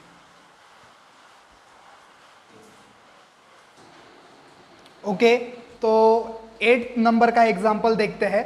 सेम एग्जाम्पल ऑलरेडी हमने देखा है पेज नंबर 12 के ऊपर, जो सॉल्व्ड एग्जाम्पल सेकेंड नंबर का हमने देखा था, और हमारे सीरियल में जो एग्जाम्पल था क्वेश्चन नंबर 6 वाला हम जो ले रहे हैं उसमें 6 नंबर को, मगर टेक्स्ट बुक का पेज नंबर 12 और क्वेश्चन नंबर सॉल्व्ड एग्जाम्पल का 2 जो देखा था हमने, as it is same to same वही क्वेश्चन है, और क्वेश्चन है आपके पेज नंबर 15 से। ओके, ऐसा क्वेश्चन हमने पेज नंबर 12 पे पहले सॉल्व किया है, और सेम क्वेश्चन अभी हम सॉल्व कर रहे हैं पेज नंबर 15 से। क्वेश्चन नंबर 5 में का डी वाला अभी हमने सॉल्व किया, 2 का डी, अभी सॉल्व कर रहे हैं 5 का डी।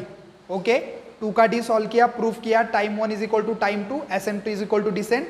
अभी 5 का डी सॉल्व कर रहे हैं। इसके अंदर क्या किया है, एक ऑब्जेक्ट है वो ऊपर थ्रो किया है। ओके, थ्रोन वर्टिकली अपवर्ड, और हाइट पहुंची है उसकी कहाँ तक, 500 मीटर तक, 500 मीटर तक हाइट पहुंच गई।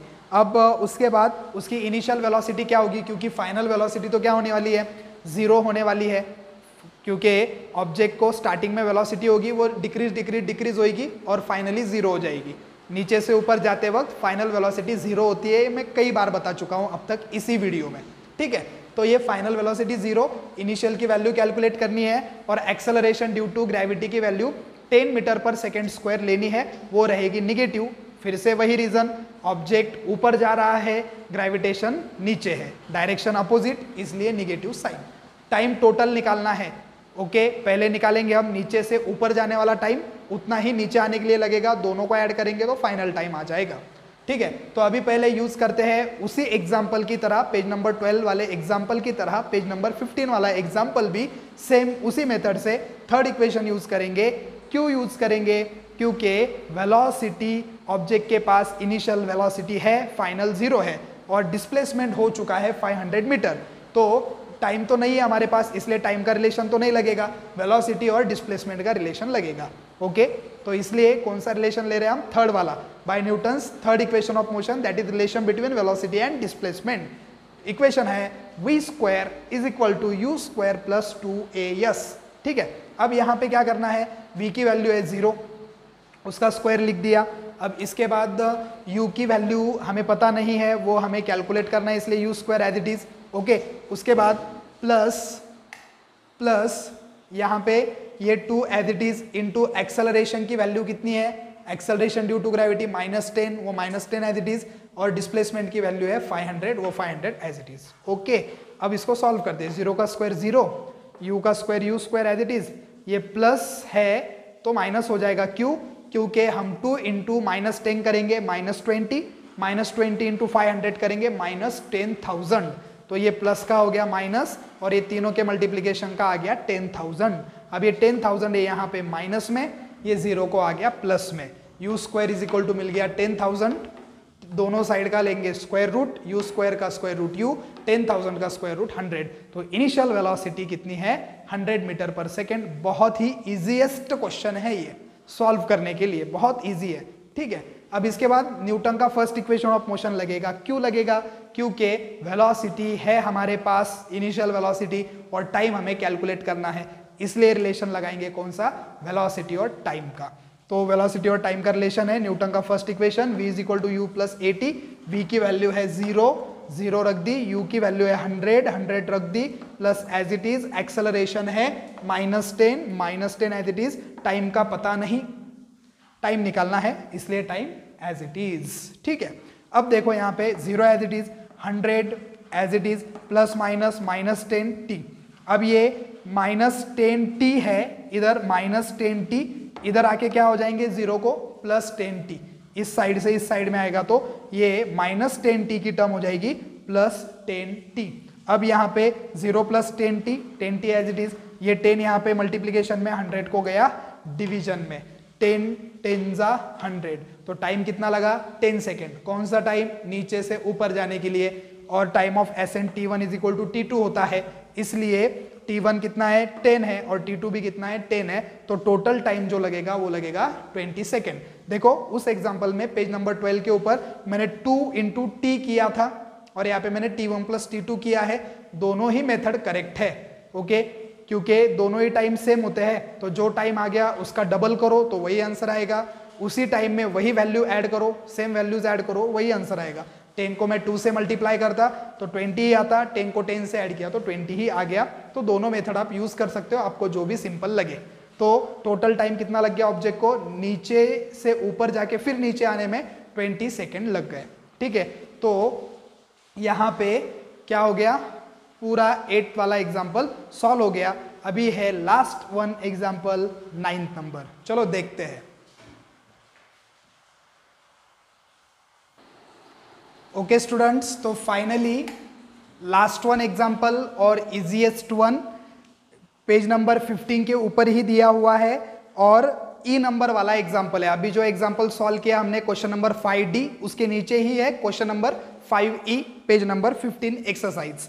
तो क्वेश्चन ऐसे है स्टूडेंट्स के, एक बॉल है वो टेबल से नीचे गिर रहा है, नीचे गिरने में उसको लग रहा है 1 सेकेंड। कितना टाइम लग रहा है नीचे गिरने में? 1 सेकेंड का। अब बॉल नीचे ही गिर रहा है, ऊपर से नीचे, तो इनिशियल वेलोसिटी क्या होने वाली है? 0। एक्सेलरेशन क्या होने वाला है? एक्सेलरेशन क्या होने वाला है? पॉजिटिव, क्योंकि ग्रेविटेशन के डायरेक्शन और मोशन के डायरेक्शन सेम है। और हमें कहा है कि वेलोसिटी उस बॉल की कितनी है और डिस्प्लेसमेंट कितना हुआ।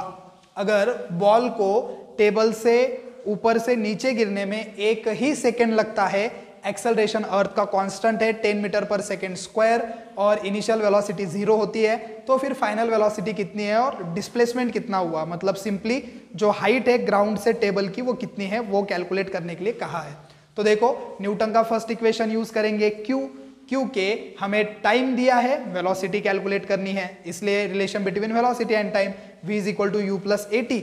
u की वैल्यू है 0, a की वैल्यू है 10, plus as it is plus 10 है a की वैल्यू, एक्सेलरेशन की वैल्यू प्लस है।